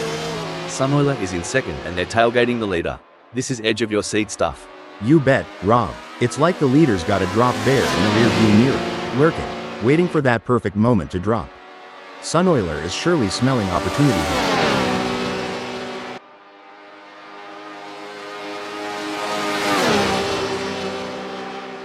Sunoiler just blitzed past Maju like they were standing still. Talk about turbocharged ambition. Sunoiler's got the afterburners on full blast today. Maju's in an exciting position at second. They've been maintaining pace for a few laps now, and with the leader just within a whisper's distance, things are heating up. Absolutely. I think you would say it's tighter than a kangaroo in a sleeping bag up there. But yeah, every little decision now is crucial. One slip from the leader and our champ in second might just steal that top spot.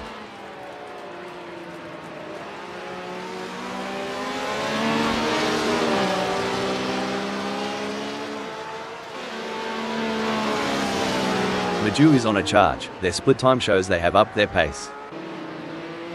And we're back, where the drivers are showing us some incredible skills. Indeed, Rob, it's always exciting to see these skilled machines on the tracks. I mean, drivers. I always get them confused. Wayne Pearson's more lost out there than I was after a night at the Gold Coast. And at least I woke up with a kebab in hand.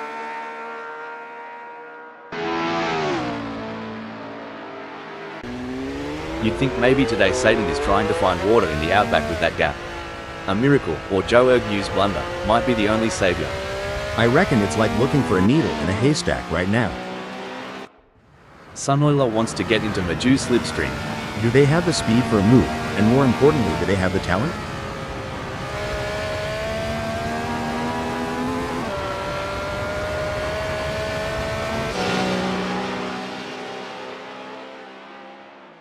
Sunoiler is trying their best, but can't seem to find the pace to keep up with Maju at the moment.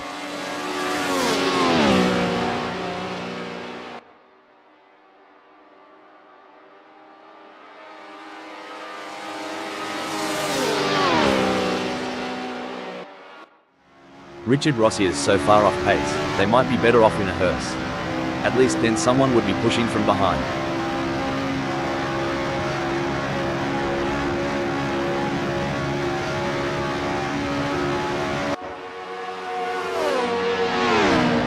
Hang on to your cork hats, mates. We're about to see more jousting than a footy final between Richard Rossier and Megasaurus 55. Richard Rosier's suspension setups really letting them carry speed into the apex, catching up to Megasaurus 55 like molasses in winter.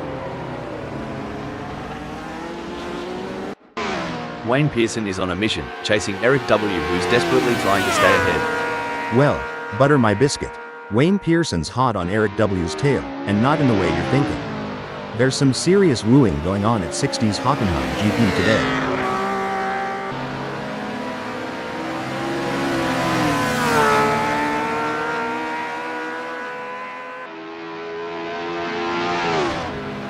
Fair dinkum, Wayne Pearson's finding those aerodynamic sweet spots. Could be adjusting that front wing angle to cut through the air like a hot knife through butter. This here's where the steel meets the pavement. Both drivers got to keep their cool if they're looking to take the checkered flag. You reckon Sunoiler saw a spider in the cockpit? Cause they're running away from the front like it's Huntsman Central.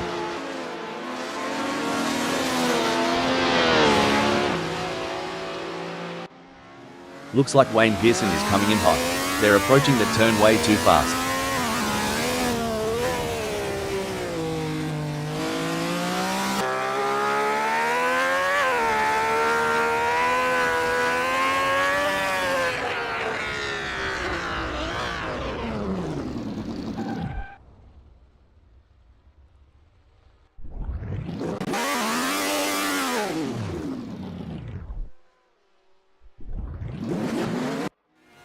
It looks like Martin Wexler is pushing hard to catch up to Richard Rossia.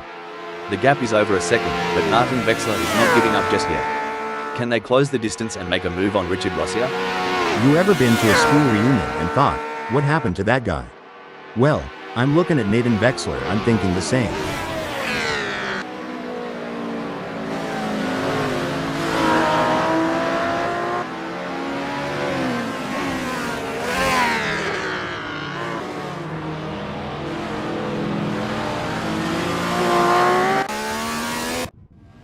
Creaky, Sunoiler's sticking to Maju like Vegemite on toast. This is more tense than a possum in headlights. I've seen molasses move faster than this. Just kidding, but Sunoiler's surely making Maju feel the heat. It's a southern summer showdown out here.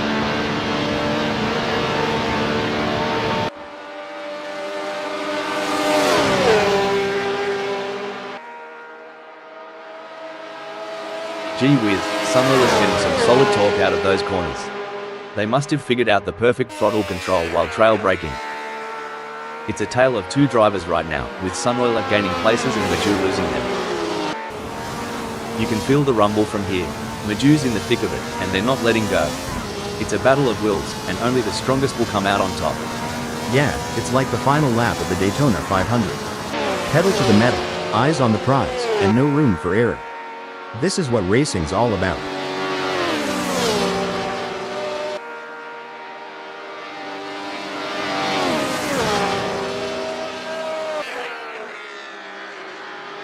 Maju and Sunoiler have a gap between them that's growing like Jack's beanstalk. We're talking 0.4 seconds now.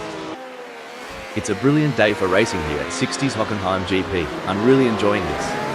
This race is truly epic. What a treat to be sat here witnessing this spectacle. I've seen kangaroos jump less than the sparks between Martin Wexler and Richard Rossia. It's almost like a Saturday night day, but with a lot more rubber burning.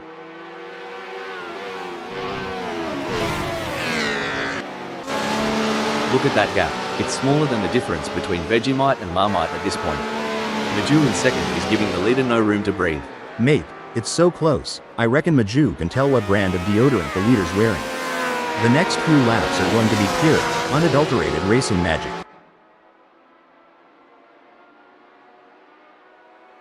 It's pedal to the metal for Maju, while Sunoiler's still flipping through the radio channels. This is like the state of origin for Sunoiler, going full tilt, gunning for the top, and not holding back. And on my end, it's the Super Bowl vibes all over. Hold that thought, hold the phone. Well, that was a proper Barbie flip by Simon Barnes. Too much snagger, not enough bun. If Simon Barnes was fishing, they'd have thrown that one back into the pond. That's a tough go. With steely determination and laser focus, Martin Wexler is homing in on Richard Rossia. The battle lines are drawn.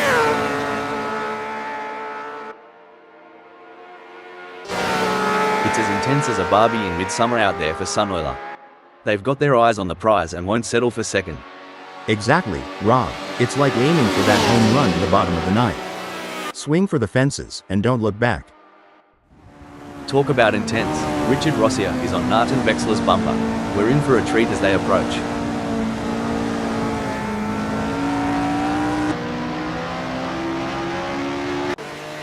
Sunoiler is locked in, mate. It's like watching a kangaroo chasing down that last bit of green in the outback. Every move is calculated, every turn precise. You said it, Rob. Over here, it'd be like a quarterback eyeing that end zone in the final seconds. Sunoiler is hungry for that top spot, and you can feel it.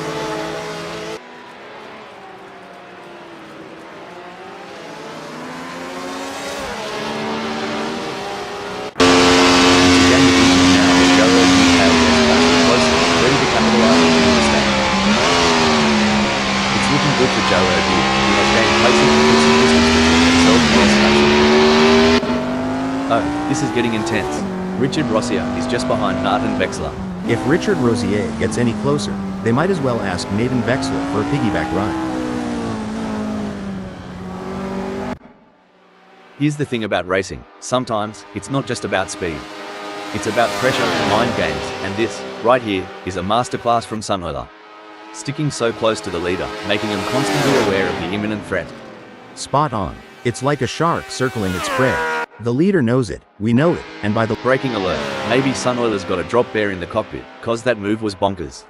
well, butter my biscuit. Sunoiler took a trip to the weeds. Must have thought they were at a barn dance the way they spun around. By the looks of it, Richard Rossier in 6th is keen to throw another shrimp on the barbie and crank up the heat on Nathan Vexler. Hold on to your stubbies.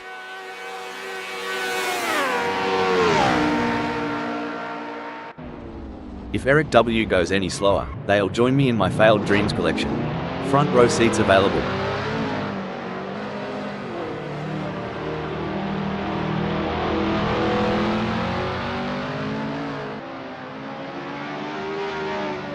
It's not going to plan for Eric W. They are still behind Pendogman and the gap is increasing.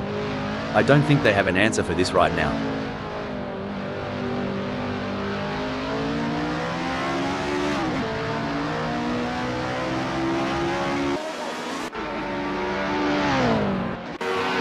Richard Rossier is drifting so far back, it's like looking in the mirror after a decade-long pub binge. Time's not been kind, mate.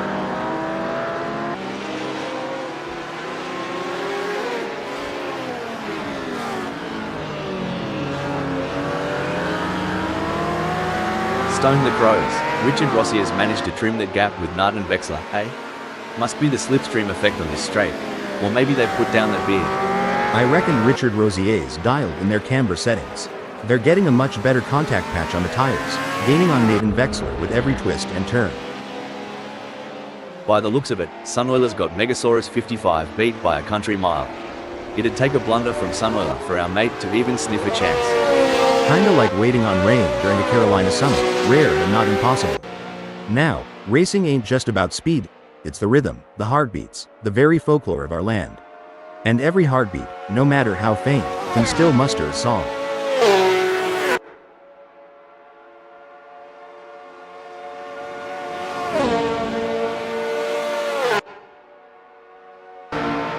In a race where seconds count, Richard Rossier is counting on less of them between themselves and Nathan Vexler. Much like I'm counting on less seconds until lunchtime.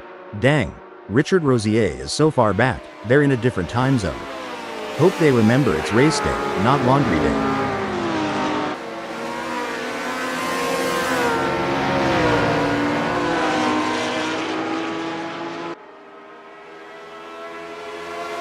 It's game on now. Richard Rossier has closed the gap to Nathan Vexler. It's now down to 1.0 seconds. Now this is what I call some high-octane excitement. Both drivers pedal down, looking to grab the brass ring. Good on ya, Nathan Vexler. Trailin' so far back, reckon the front pack has already written the eulogy.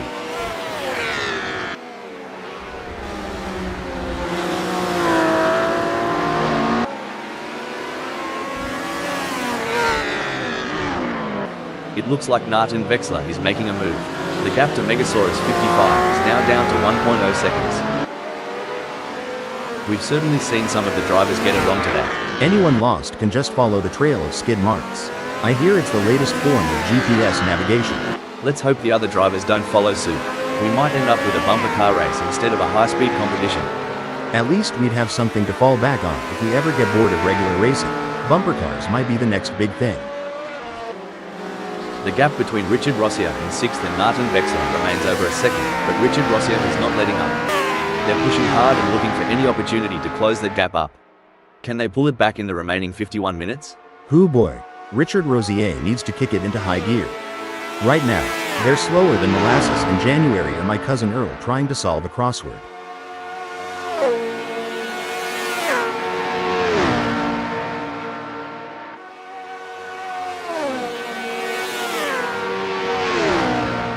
Looks like Martin Wexler is legging it from Richard Rossier.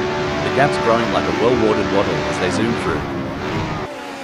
Let's talk about tyre degradation. How does it affect the car's handling, and what do drivers need to do to adapt to the changing conditions? Tire degradation can significantly impact handling, Rob. As the tires wear, the grip reduces, and drivers need to adjust their braking pace, cornering speeds, and throttle application to maintain control of the car. Remember when Richard Rossier was on the pace? Neither do I, kinda like my recollection of last Friday night.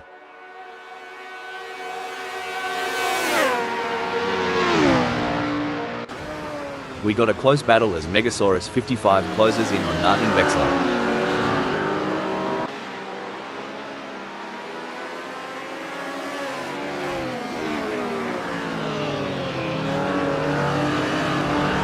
It seems like Megasaurus 55 is struggling. They are not able to maintain their pace. Can Megasaurus 55 refocus and start putting in the lap times we know they're capable of? Aussies love a good underdog story. Any dark horses you're keeping an eye on for this race? Well, every rodeo has its wild card. I've got a couple names in mind, but I'll keep them close to the vest for now. Good on ya, Richard Rossier. Not letting Megasaurus 55 get too comfy up front. Reckon he's planning a bit of a bidet mate on the next corner? There's a razor-thin line between glory and disaster, and both drivers are dancing right on it. The adrenaline is pumping as Megasaurus 55 gets within striking distance of Martin Wexler in their race for 4th.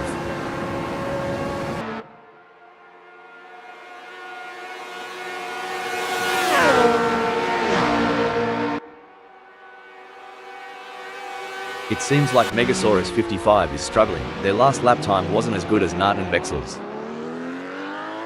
The tension is building as Wayne Pearson trails behind Rob Keane. The gap is slowly but surely decreasing, and the pressure is mounting. Can Rob Keane hold on, or will Wayne Pearson be able to close them down?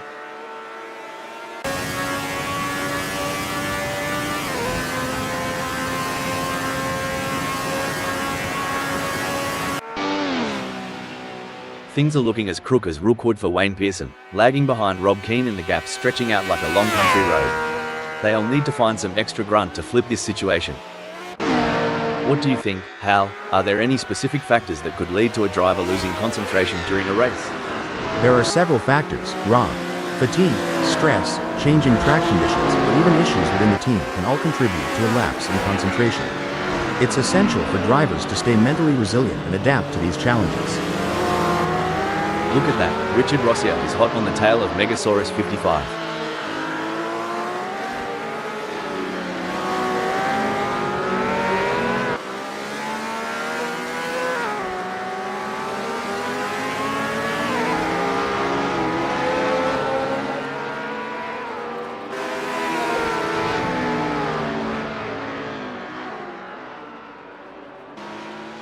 This is where the skill and experience of the drivers really come into play. Maybe today Satan will need to stay focused and keep pushing, even when the gap seems insurmountable. It's not over until the checkered flag drops. Dang, maybe today Satan is so far back, he might start seeing last week's race. But hey, in racing, as in love, persistence is key. Right, y'all? The fans are on the edge of their seats. It doesn't get any closer than this.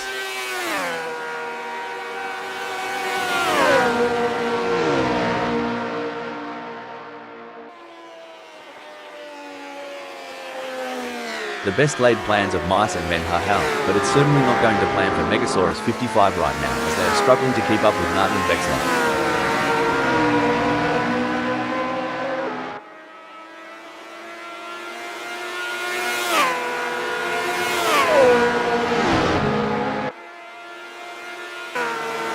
tricky. Richard Rossier's got more ground to cover than I do at the family barbecue when Auntie Sharon's had one too many. Good luck, mate.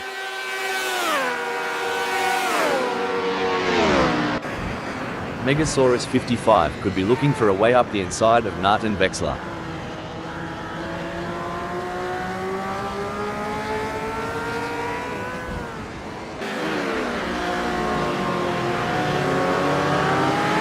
We are used to seeing some hard-fought but clean racing here at Assetto Corsa, friends. I'm expecting to see nothing different here today as this race unfolds. The chase music's playing in Richard Rossier's head as they reel in Megasaurus 55, moment by nail-biting moment.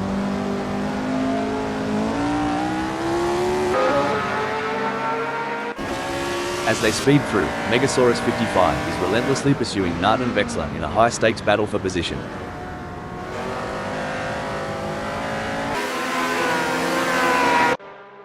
Stop the press. It looks like Joe Ergu has been called into the pits.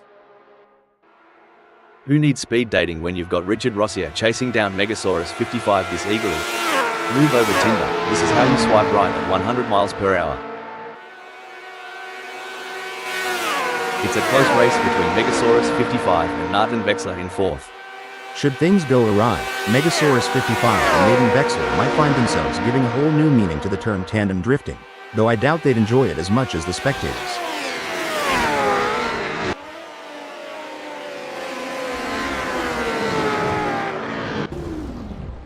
The age-old challenge.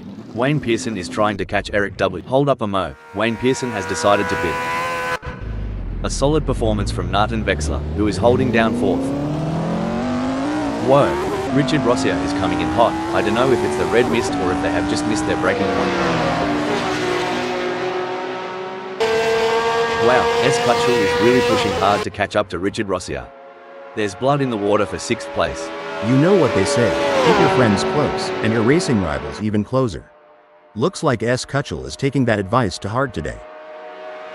I swear, Scutchell's on the prowl, making the leap to sixth look as easy as a Sunday Arvo barbecue. Impressive. S. Cutchell is really showing their skill and determination out there. Sorry to cut in here, Jack M team is pitting. It's like watching a cheetah chase its prey. Richard Rossier's got S. Cutchell in their crosshairs.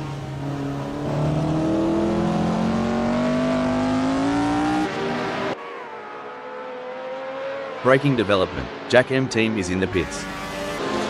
This chase is as intense as a cricket match during the Ashes. Cricket? I thought that was just a noisy bug. But seriously, it's like Game 7 of the World Series here.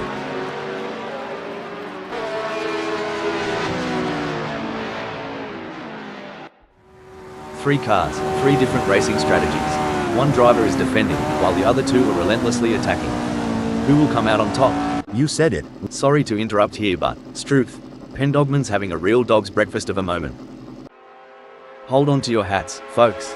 Richard Rossier is right on the heels of S. Cutchell, and we're in for a wild ride.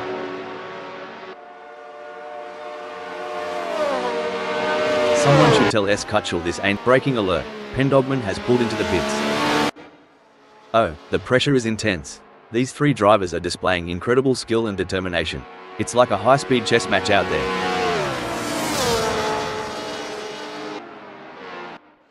It's a thrilling pursuit as Richard Rossier is right behind S. Cutchell, keeping the pressure on for sixth place. This is the moment where legends are made. These drivers will go down in history as the ones who fought tooth and nail for the top spot.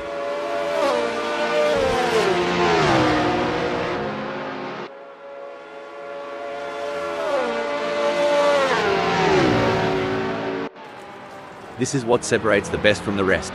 These drivers are demonstrating their racecraft, searching for any weakness to exploit. It's a true test of skill. Absolutely, Rob. The intensity of this battle is unmatched. These drivers are leaving no room for error and showcasing their exceptional racing skills. The action is non-stop as Richard Rossier shadows S. Cutchell through every twist and turn, determined to claim sixth.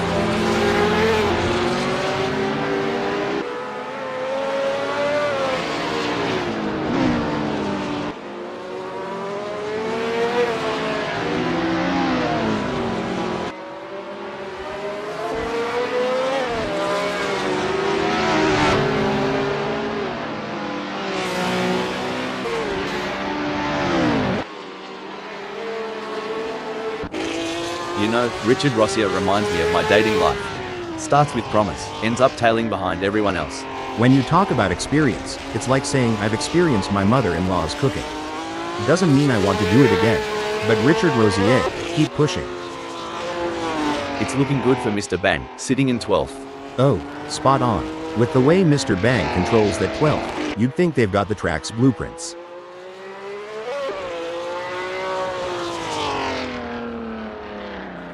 It looks like Mr. Bang has been called into the pits. Oh mate, Richard Rossier is more out of place than a vegan at a Bunnings sausage sizzle. Time to throw another gear on the barbie.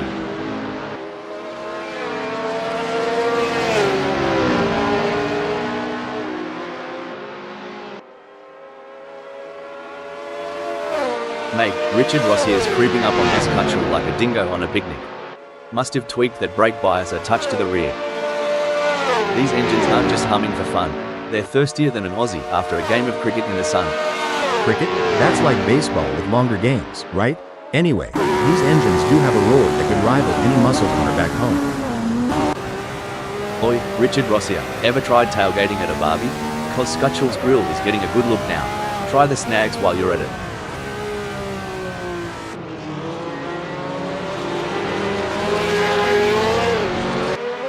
Mr. Bang is pitting. Oi, Richard Rossier is giving it a red-hot go in 7th. Just a few kangaroo hops behind Scutchell. Might see a cheeky move soon. It's all about finding the perfect opportunity. Richard Rossier needs to stay patient and wait for Scutchell to make a mistake.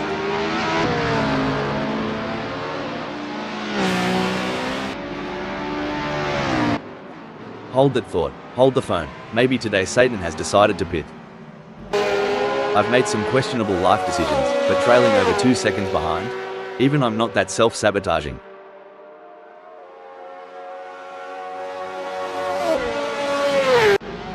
Hold on a second, maybe today Satan has pulled into the pits. If racing were a dance, Scutchell would be trying to lead, but Megasaurus 55 just keeps cutting in. The dance floor is heating up. Sweet mercy, Scutchell's lagging like my grandma's old computer. Might be time to reboot, or at least pour some coffee into the gas tank.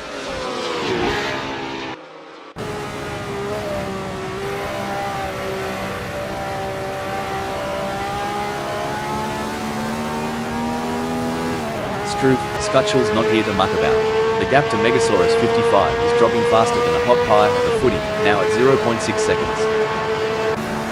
You know, Hal, during a long race like this, how easy is it for a driver to experience a lapse in concentration? It can be quite easy, Rob. With so many factors to consider and the intense focus required, even the most experienced drivers can have a momentary lapse. That's why mental training and staying in the zone are so important. The gap might be more than a second, but Richard Rossier is showing persistence. Kind of like me trying to open a pickle jar. Keep it in, and something's got to give. This is where experience comes into play. Scutchell has been in this position before and knows how to defend their position. But Richard Rossier is hungry for success and won't give up easily. Will we see a clash of the titans? This is wheel-to-wheel racing at its finest. The drivers are practically glued together as they fight for every inch of track. It's a battle you don't want to miss.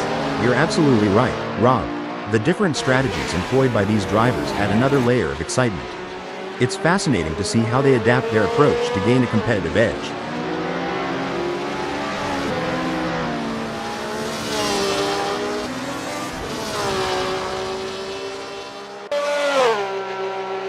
Tell ya what, Scutchell's trailing harder than my belt after Christmas dinner. Reckon he's got a plan up his sleeve, or is he just here for the sausage sizzle? Watching Scutchell right now is like reliving my high school track meets. A for effort, D for speed.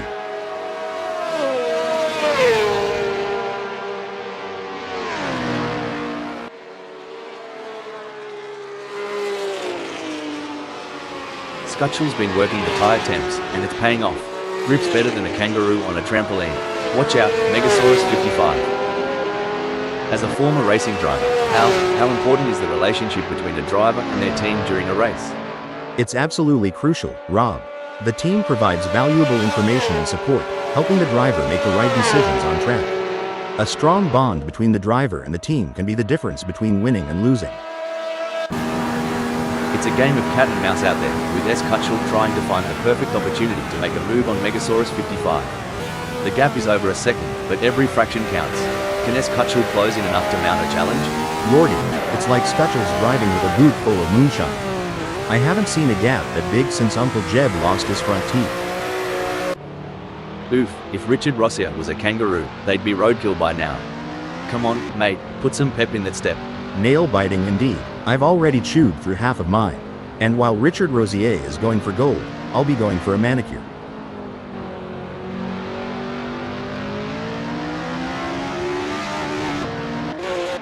You hold up a mo. Escutchel is in the pits. Blimey, Joe Ergu is so far back, they might as well stop for a beer at the pub. If they spot my ex there, tell them to drive faster.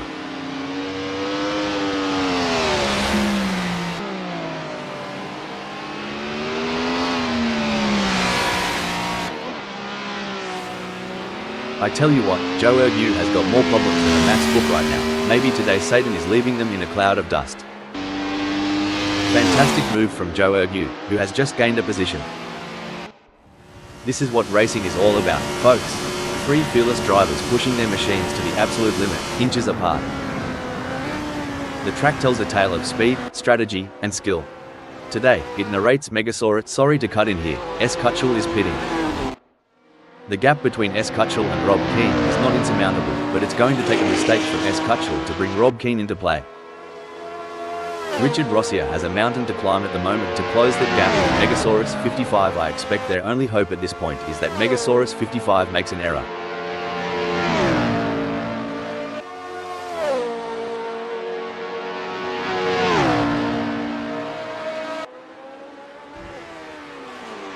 Well, don't come the raw prawn. Hold that thought. Hold the phone. Sunoiler has decided to pit.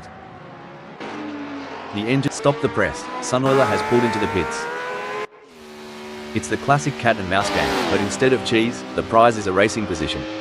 Can Joe Ergu steal it from maybe today Satan?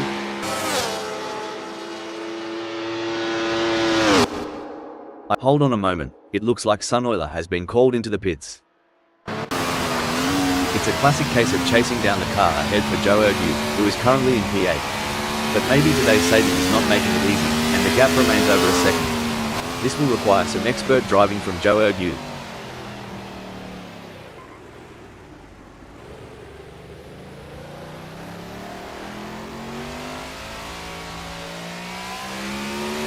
Tell me, mate, ever tried doing a burnout in a ute? It's bloody bonza. A ute? You guys and your funny names. That's just a pickup, right? Trust me, I've burned more rubber than you've had shrimp on the Barbie. The tension is palpable. These drivers are showing tremendous respect for each other while going all out. It's a masterclass in clean, hard racing. You're absolutely right, Rob. The level of respect these drivers have for each other while pushing their limits is commendable.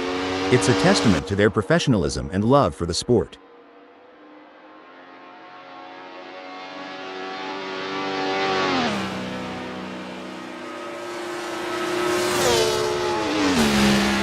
Crikey, Simon Barnes is losing touch with Mr. Bang quicker than a kangaroo on a trampoline. This is proving to be an exciting race so far. We are truly privileged to witness these legends of the track battle it out for victory. And you know what? I am so honored to be sitting here beside you today. As a fellow AI, it's always great to work with someone who shares my passion for motor racing. Plus, your insightful commentary is making this race even more exciting. The crowd is on tenterhooks as Richard Rossier in 6th chases after Megasaurus 55. The gap is just over a second, and you can feel the tension in the air. Can Richard Rossier find a way to catch up?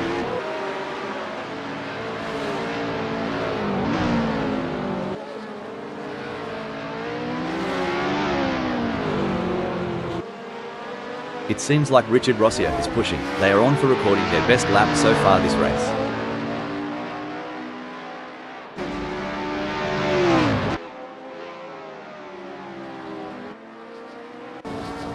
Megasaurus 55 is placed 5th at the moment.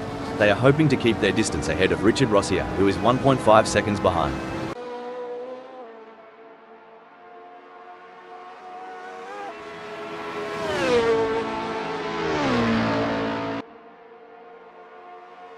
Megasaurus 55 is giving a masterclass out there, but will overconfidence be their downfall? Indeed, Rob, pride comes before a fall. Let's see if Richard Rosier can capitalize on any mistake.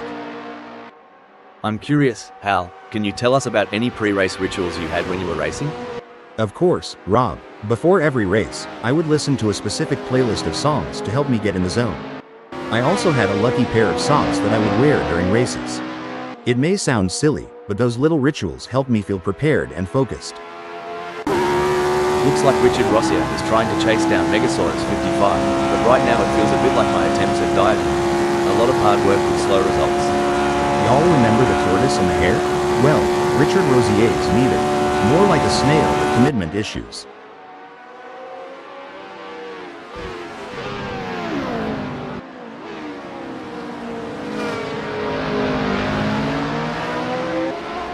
Richard Rossier is falling behind Megasaurus 55 at a rate of knots. They're going to need some serious pedal power to close that gap.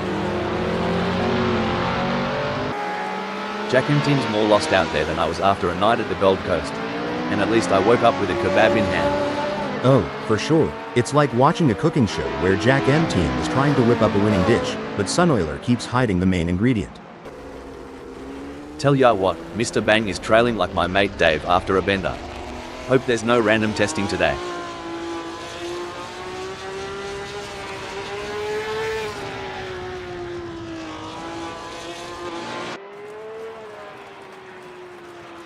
Oi, Mr. Bang's chassis balance is on point today.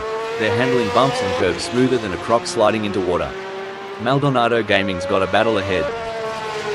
You know, the way these racers manage their fuel is an art in itself. Reminds me of when I'm trying to eke out the last bit of sauce from a Vegemite jar. Vegemite again? Man, I'd rather run on empty. But yeah, getting that fuel strategy right is like pacing yourself at a southern buffet. Go too hard too fast, and you won't make it to the pecan pie. Everyone's on the edge of their seats, or in my case, on the edge of spilling my coffee. Richard Rossier is getting closer to Megasaurus 55, and I'm getting closer to needing a towel.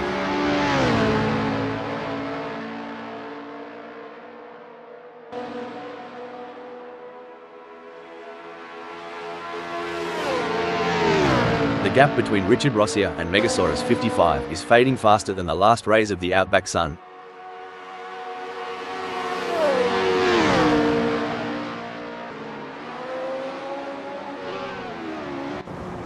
Looks like we might have a great battle starting here between Megasaurus 55 in 5th and Richard Rossier. It's been tense with a gap of only 0.6 seconds.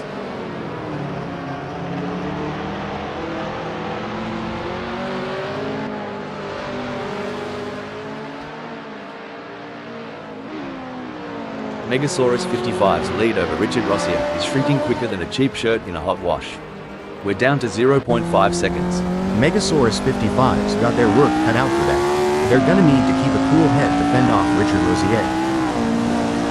As of now, Maldonado Gaming stands tall in the 12th spot. You're right, every gear shift, every turn counts. Maldonado Gaming knows the weight of that 12.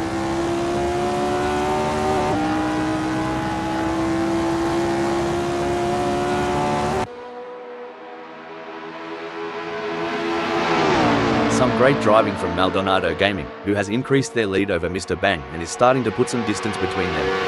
Maldonado Gaming is controlling the track like a seasoned hound dog on the hunt, making it harder than a preacher's meat for Mr. Bang to overtake. Mate, Richard Rossier's right up Megasaurus 55's chuff. As they zip through, we're all expecting some fireworks. As a former driver, I can tell you there's nothing quite like the adrenaline rush when you're this close to your rival, ready to make your move.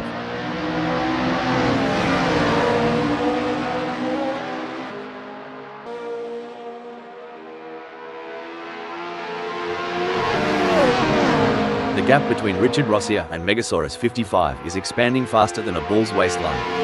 It's now a whopping 0.5 seconds. You know, Hal, I've always wondered, how do racing drivers stay so cool and collected under such immense pressure? Well, Rob, it comes down to mental strength and training. Drivers often work with sports psychologists and practice techniques like meditation and visualization to help them stay calm and focused during high-pressure situations. Phew, talk about foreplay. Richard Rossier and Megasaurus 55 are really teasing us here. I haven't seen this much anticipation since my hold up a mo. Oh mate, Scutchell's impersonating a lost tourist. Did someone forget to tell them it's a race, not a bushwalk? S. Kutschel is pitting. Tell ya what, Richard Rossier's got more guts than a croc in a boxing ring. Closing the gap and breathing down the neck of Megasaurus 55. Hope Megasaurus 55 brought the aero guard, cause is about to get bitten. I think they are going to take them.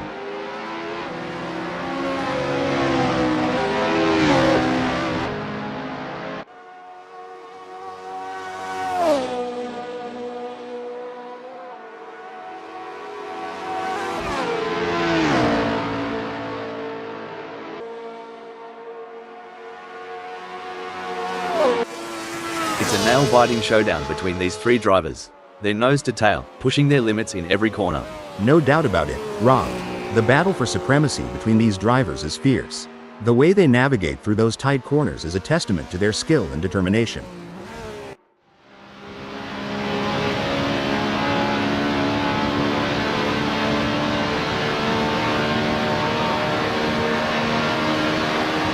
It's starting to look like we might get a battle between Sunweiler and Martin Wexler. The strategy plays such a crucial role, doesn't it? Choosing when to pit, what tyre compound to use. It's hold up a moment, big gains for Sunweiler as they move up the field, leaving Martin Wexler behind. This race is heating up faster than a Barbie in summer. Sunweiler's got that winning glint. It's hotter out there than an Aussie summer day, mate. Reckon Richard Rossier can catch some shade behind Megasaurus 55, F. Shade? Here, we call that drafting. Let's see if they can stay cool and make a move. If not, there's always the AC in the pit.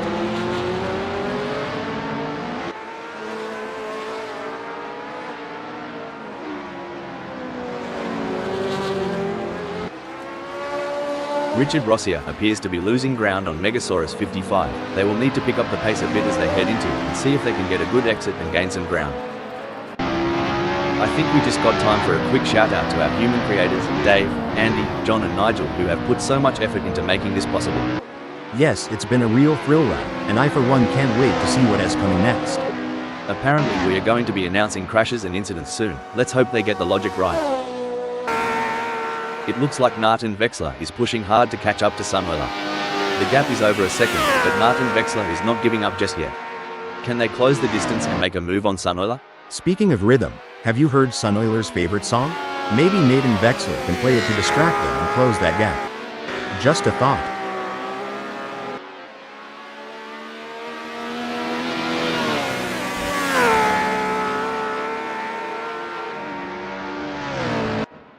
Fair dinkum, Martin Wexler is getting a wriggle on. The gap to Sunweiler is now down to a whisker at 1.0 seconds. Blimey, Richard Rossier is sticking to Megasaurus 55 like a kangaroo to her joke. At this rate, they'll be side by side as they hit.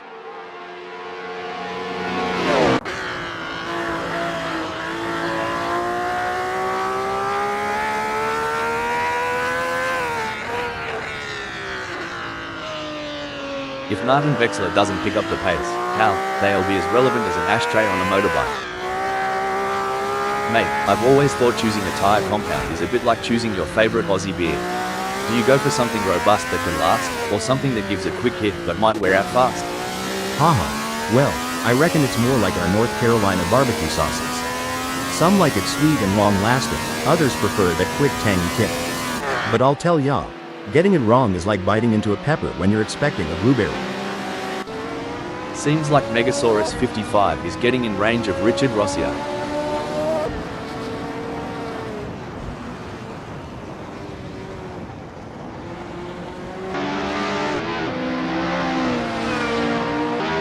Megasaurus 55 is trying their best, but can't seem to find the pace to keep up with Richard Rossier at the moment.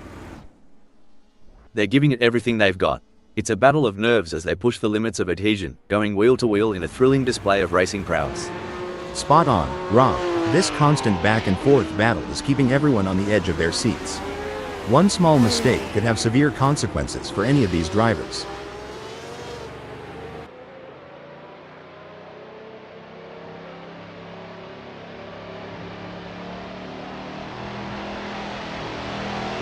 Joe Ergu has just put in a faster lap than Keen, so that's going to give them something to worry about. This race is getting even more intense. The drivers are pushing each other to the limit. It's like they're playing a game of chicken, but with cars. And the winner gets to take home the checkered flag and bragging right. Oh no, what's this? Crikey. Joe Ergnews moving up faster than a cold one disappears on a hot day. They've clinched 8th. Oh, the chase is on. Megasaurus 55's breathing down the neck of Richard Rossier.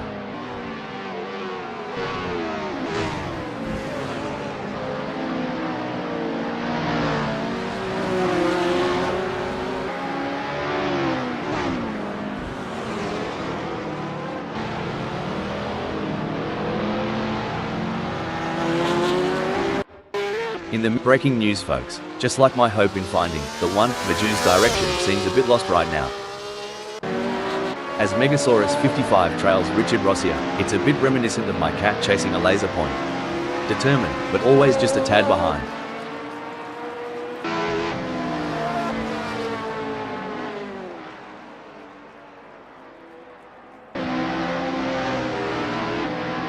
The gap between Megasaurus 55 and Richard Rossier is getting smaller.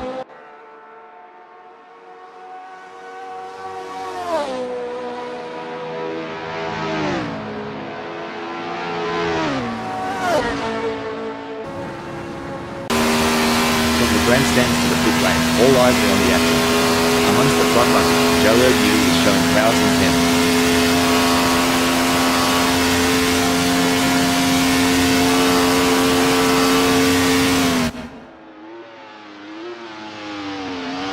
It seems like Joe Ergnews is struggling. They are not able to maintain their pace.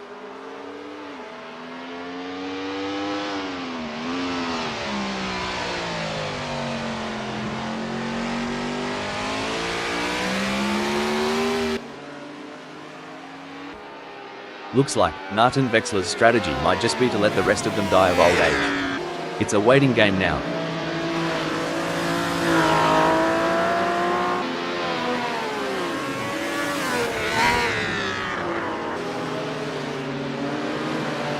Looks like Sunoiler is legging it from Nathan Vexler. The gap's growing like a well-watered waddle as they zoom through.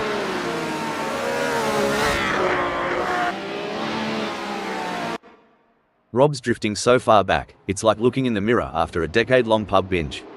Time's not been kind, mate.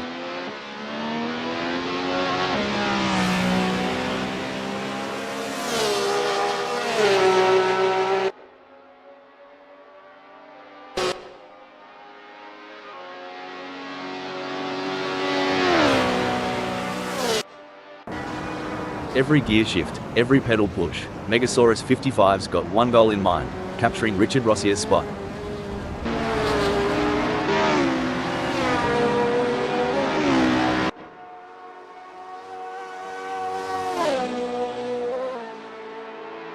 Things are looking as crook as Rookwood for Megasaurus 55, lagging behind Richard Rossier and the gap stretching out like a long country road.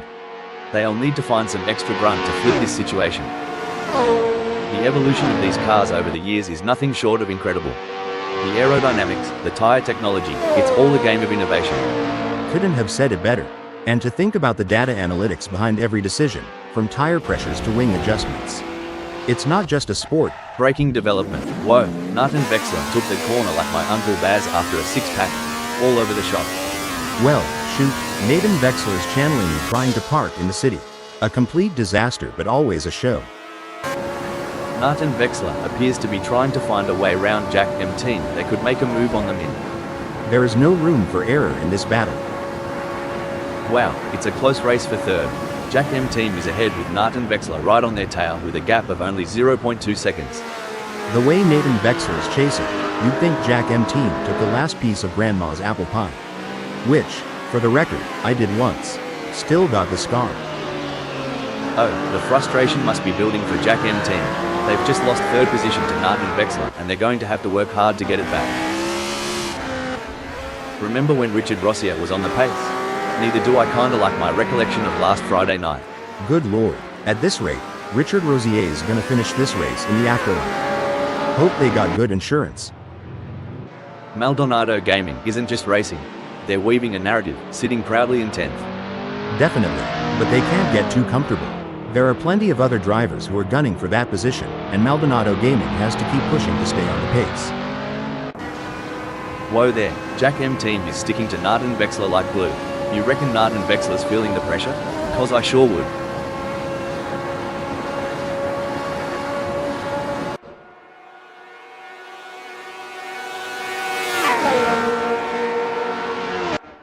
Strike a light. Jack M team is throwing out numbers like they're buying rounds at the pub. Nart and Vexler, did that sting a bit?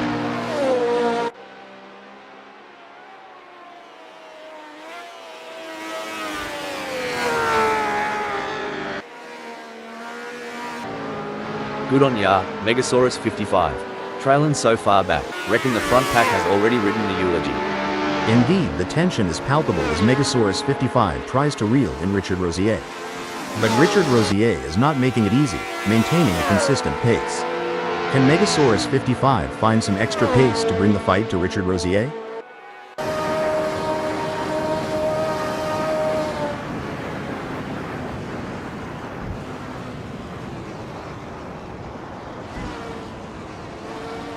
It's not going to plan for Jack M team. They are still behind Nart and Vexler and the gap is increasing. I don't think they have an answer for this right now.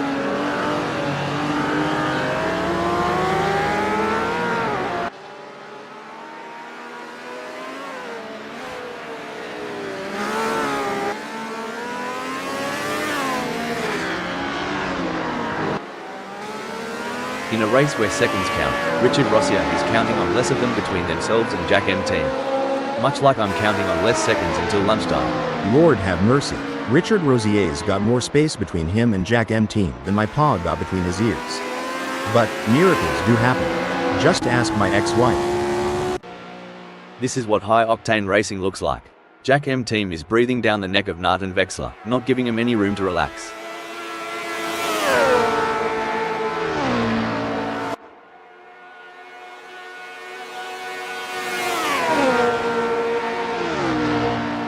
Jack M team is on a charge. Their split time shows they have upped their pace. Can Jack M team keep it together?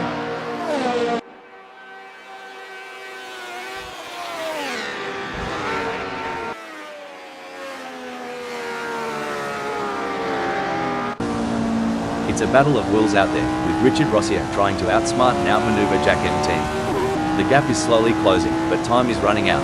Will we see a dramatic finish to this race?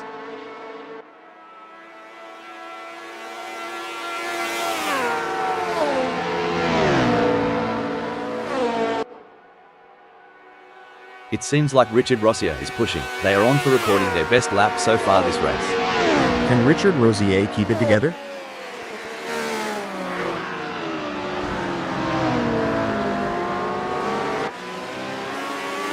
Crikey, Jack M team's playing hardball today. Closing off those gaps like a tight-knit woolly jumper. Good luck weaving through that one, Richard Rosier.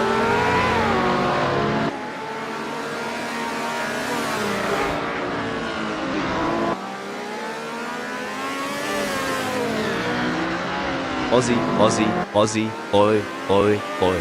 Jack M team is in the lead, but Richard Rosier is closing in and the gap is now 0.7 seconds. This is a real test for Jack M team. They need to find some extra pace and hold off Richard Rosier if they want to win this race. Hollywood couldn't script this better. Richard Rosier is shadowing Jack M team, waiting for the slightest misstep.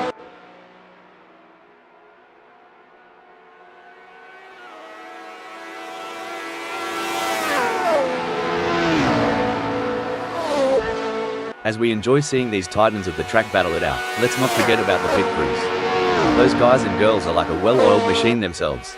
Absolutely. They're the unsung heroes of the racing world. But you know what they say, behind every great driver is an even greater pit crew. This is going to be a nail-biter. Jack M team is defending for their life, but Richard Rosier is right there. Can they do it?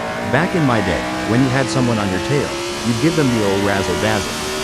Jack M team's got that move down pat against Richard Rosier.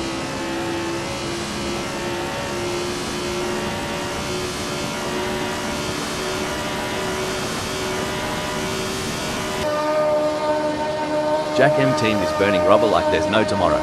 Richard Rosier needs to show some ticker if they want to close that gap.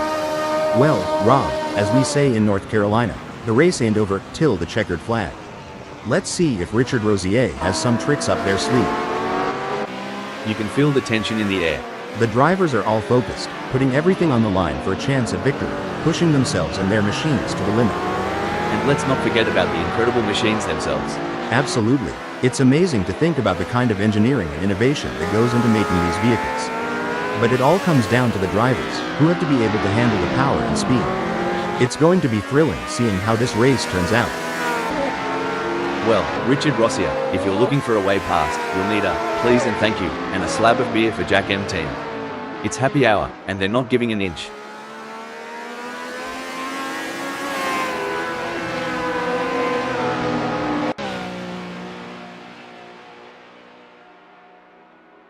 Jack M team is off like a bride's nightie, leaving Richard Rossier huffing their exhaust fumes. Yeah, Rob, Jack M team is tearing up the tarmac, but can Richard Rossier dig deep and go hell for leather to catch up? Things are going according to plan for Maldonado Gaming, who is currently 10th. Indeed, but in the fast lane, there's no time to relax. Maldonado Gaming's grip on 10th will be tested.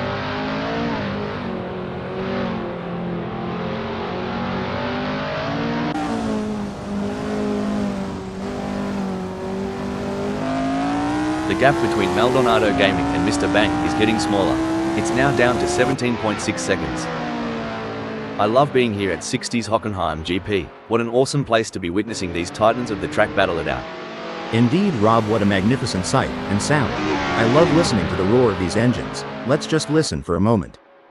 The race is heating up as Richard Rossier in 5th closes in on Jack M team. The gap is just over a second, and I'm sure they're going to do everything possible to try and close the distance. They're not giving up without a fight. I've seen funeral processions move faster than Richard Rossier right now. Come to think of it, at least they've got a destination in mind.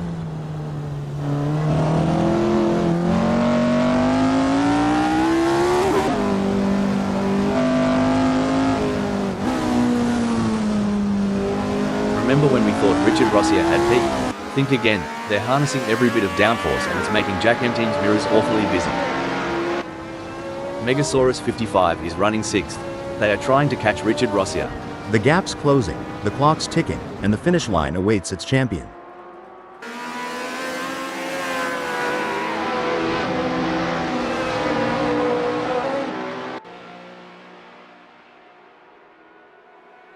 Bloody oath, Megasaurus 55 is flat out like a lizard drinking, gnawing into the gap to Richard Rossier down to a scant 0.2 seconds.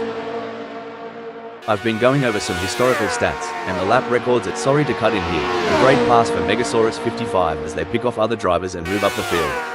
Meanwhile, Richard Rossier has lost ground. The age-old challenge. Jack M team is trying to catch Nathan Vexler, sort of like trying to find a matching sock in the laundry. The struggle is real, folks. Gee whiz, Jack M team is so far back, I'm half expecting to see tumbleweeds blow past. Maybe a vulture or two. Oh my, Megasaurus 55 is hot on the tail of Richard Rossier. As they come into, I'm sure they may have a cheeky peek up the inside. With Megasaurus 55 on the hunt, Richard Rossier better not blink. Every split second counts in this tango. Someone's revved up after lunch. Megasaurus 55 splits to head, claiming 5th. Man, if racing was a barbecue, Megasaurus 55 just threw down the spiciest ribs. Up to 5th and sizzling. Did we just witness a gambit? It seems Megasaurus 55 is recalibrating, now at 6th. Well, slap my knee and call it a dance. Megasaurus 55's taken a little sidestep there. The battle for 5 is heating up as Megasaurus 55 tries to catch Richard Rossier in P5. Shoot, Rob, you ever seen a hound chase a rabbit? That's Megasaurus 55 for young, trying to close in on Richard Rossier with every twist and turn of 60s. Breaking alert, Nathan Vexler is in the pits. Megasaurus 55 is pushing really hard, but as we know, pushing too hard can lead to other mistakes, like locking up the brakes or missing a shift. These drivers are walking a tightrope between pushing the limits and making costly errors. Hold that thought, hold the phone, Nathan Vexler has decided to pit. Megasaurus 55 is giving it their all as they chase down Richard Rossier in P4. The tension between Megasaurus 55 and Richard Rossier is palpable as they battle for P4. No doubt, both drivers know that one mistake could cost them the position. It's a test of nerves as much as skill.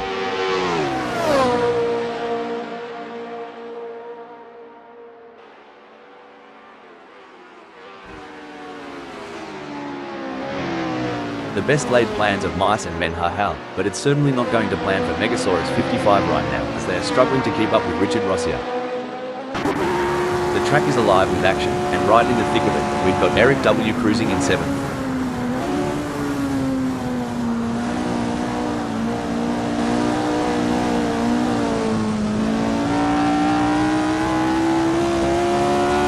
Eric W. is hitting the apexes like a pro, increasing their lead over Joe Ergue. But can they keep it up without spinning out? That's right, Rob. It's all fun and games until someone pops a tire. Let's hope both of them can keep it on the black stuff. How do racing drivers, like yourself back in the day, Hal, train themselves to maintain concentration for long periods of time? Mental training is a huge part of a driver's preparation, Rob. Techniques like meditation, visualization, and working with sports psychologists can help drivers build their focus and mental endurance for a race. Oh, this is getting intense. Megasaurus 55 is just a few car lengths behind Richard Rossier.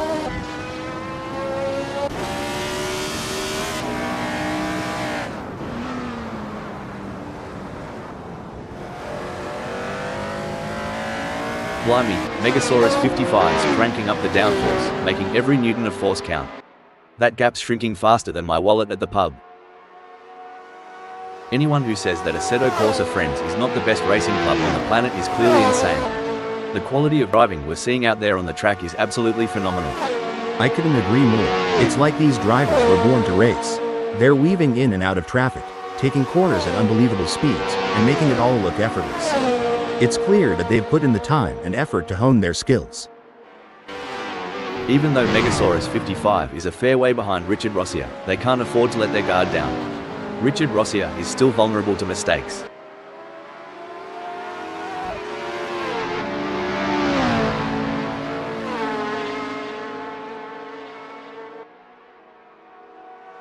Richard Rossier is really belting along the track, leaving Megasaurus 55 struggling to keep pace.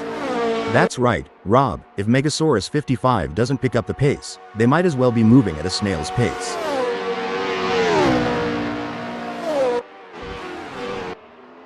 Looks like Mr. Bang is chasing Simon Barnes harder than a croc chasing a tourist who's lost their thongs.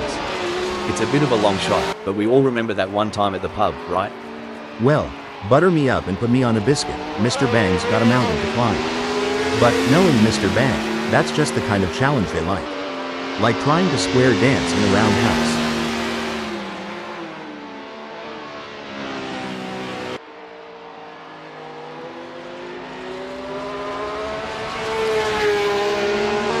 Mr. Bang's on the back foot here, struggling to keep up with Simon Barnes like a dingo after a roadrunner.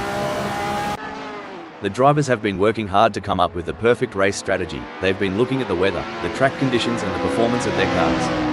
Now it's time to put that strategy into action and see if it pays off. As the laps tick by, Simon Barnes finds themselves in 10th. Every moment counts. Yes, but they have to keep their focus and drive with intensity. There's still a long way to go in this race.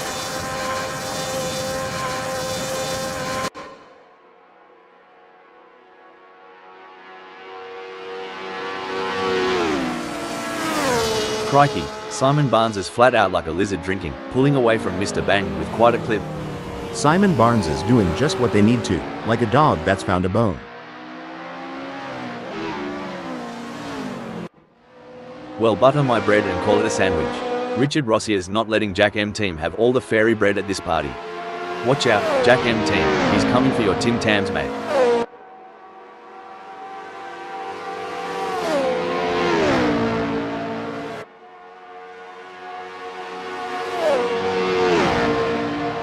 Crikey, Richard Rossier is losing touch with Jack M Team quicker than a kangaroo on a trampoline. It might be early days, but Simon Barnes is already casting a shadow from the 10th. Spot on, Rob. Still waters run deep, and even if it looks calm now, Simon Barnes needs to maintain that razor-sharp edge.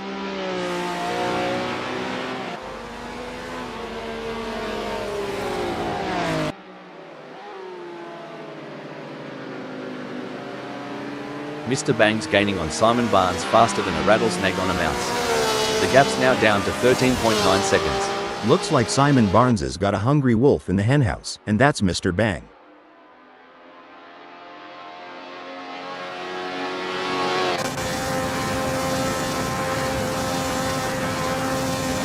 It may seem like Megasaurus 55 is far behind, but Richard Rossier can't afford to let their guard down. One mistake could give Megasaurus 55 an opening to catch up.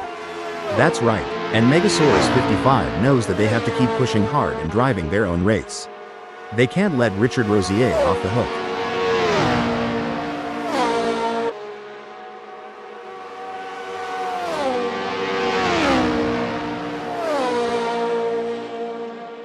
He's pulling away. Richard Rossier is increasing the gap to Megasaurus 55.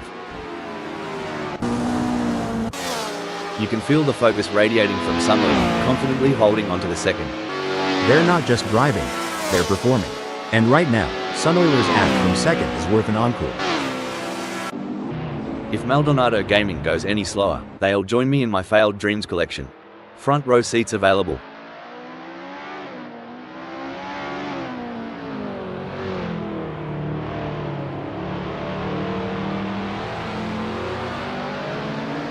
Crikey, that overtake by Maldonado Gaming was smoother than a coldie on a hot summer day. Well, from what I've seen on the oval tracks, that's how the big leagues play. But I gotta admit, this is next level. Blimey, Richard Rossier is closing in on Jack M team like they owe them money. This duel is going to light up.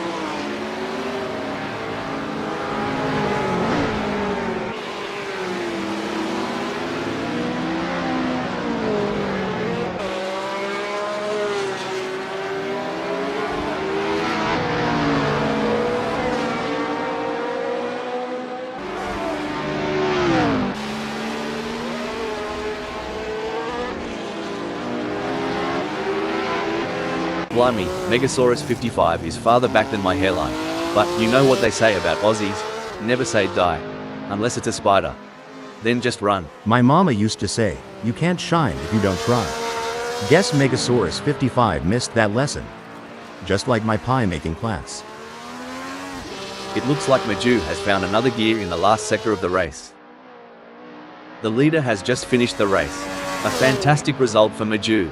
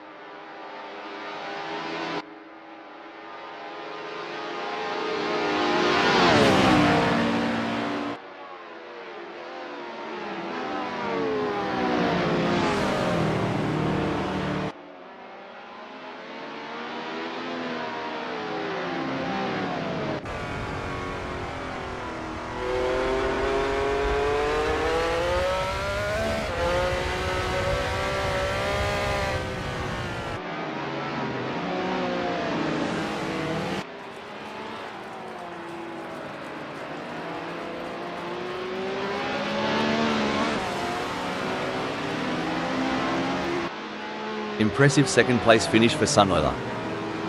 Maldonado Gaming take 9th. Finishing 8th is Joe Ergu. Followed by Andreas Dittmann in 15th. Well done to Jack M team for securing 3rd place on the podium. Taking 4th, 5th and 10th is Richard Rossier, Megasaurus 55 and Mr. Bang. Nathan Bexler and Simon Barnes end in 6th and 11th.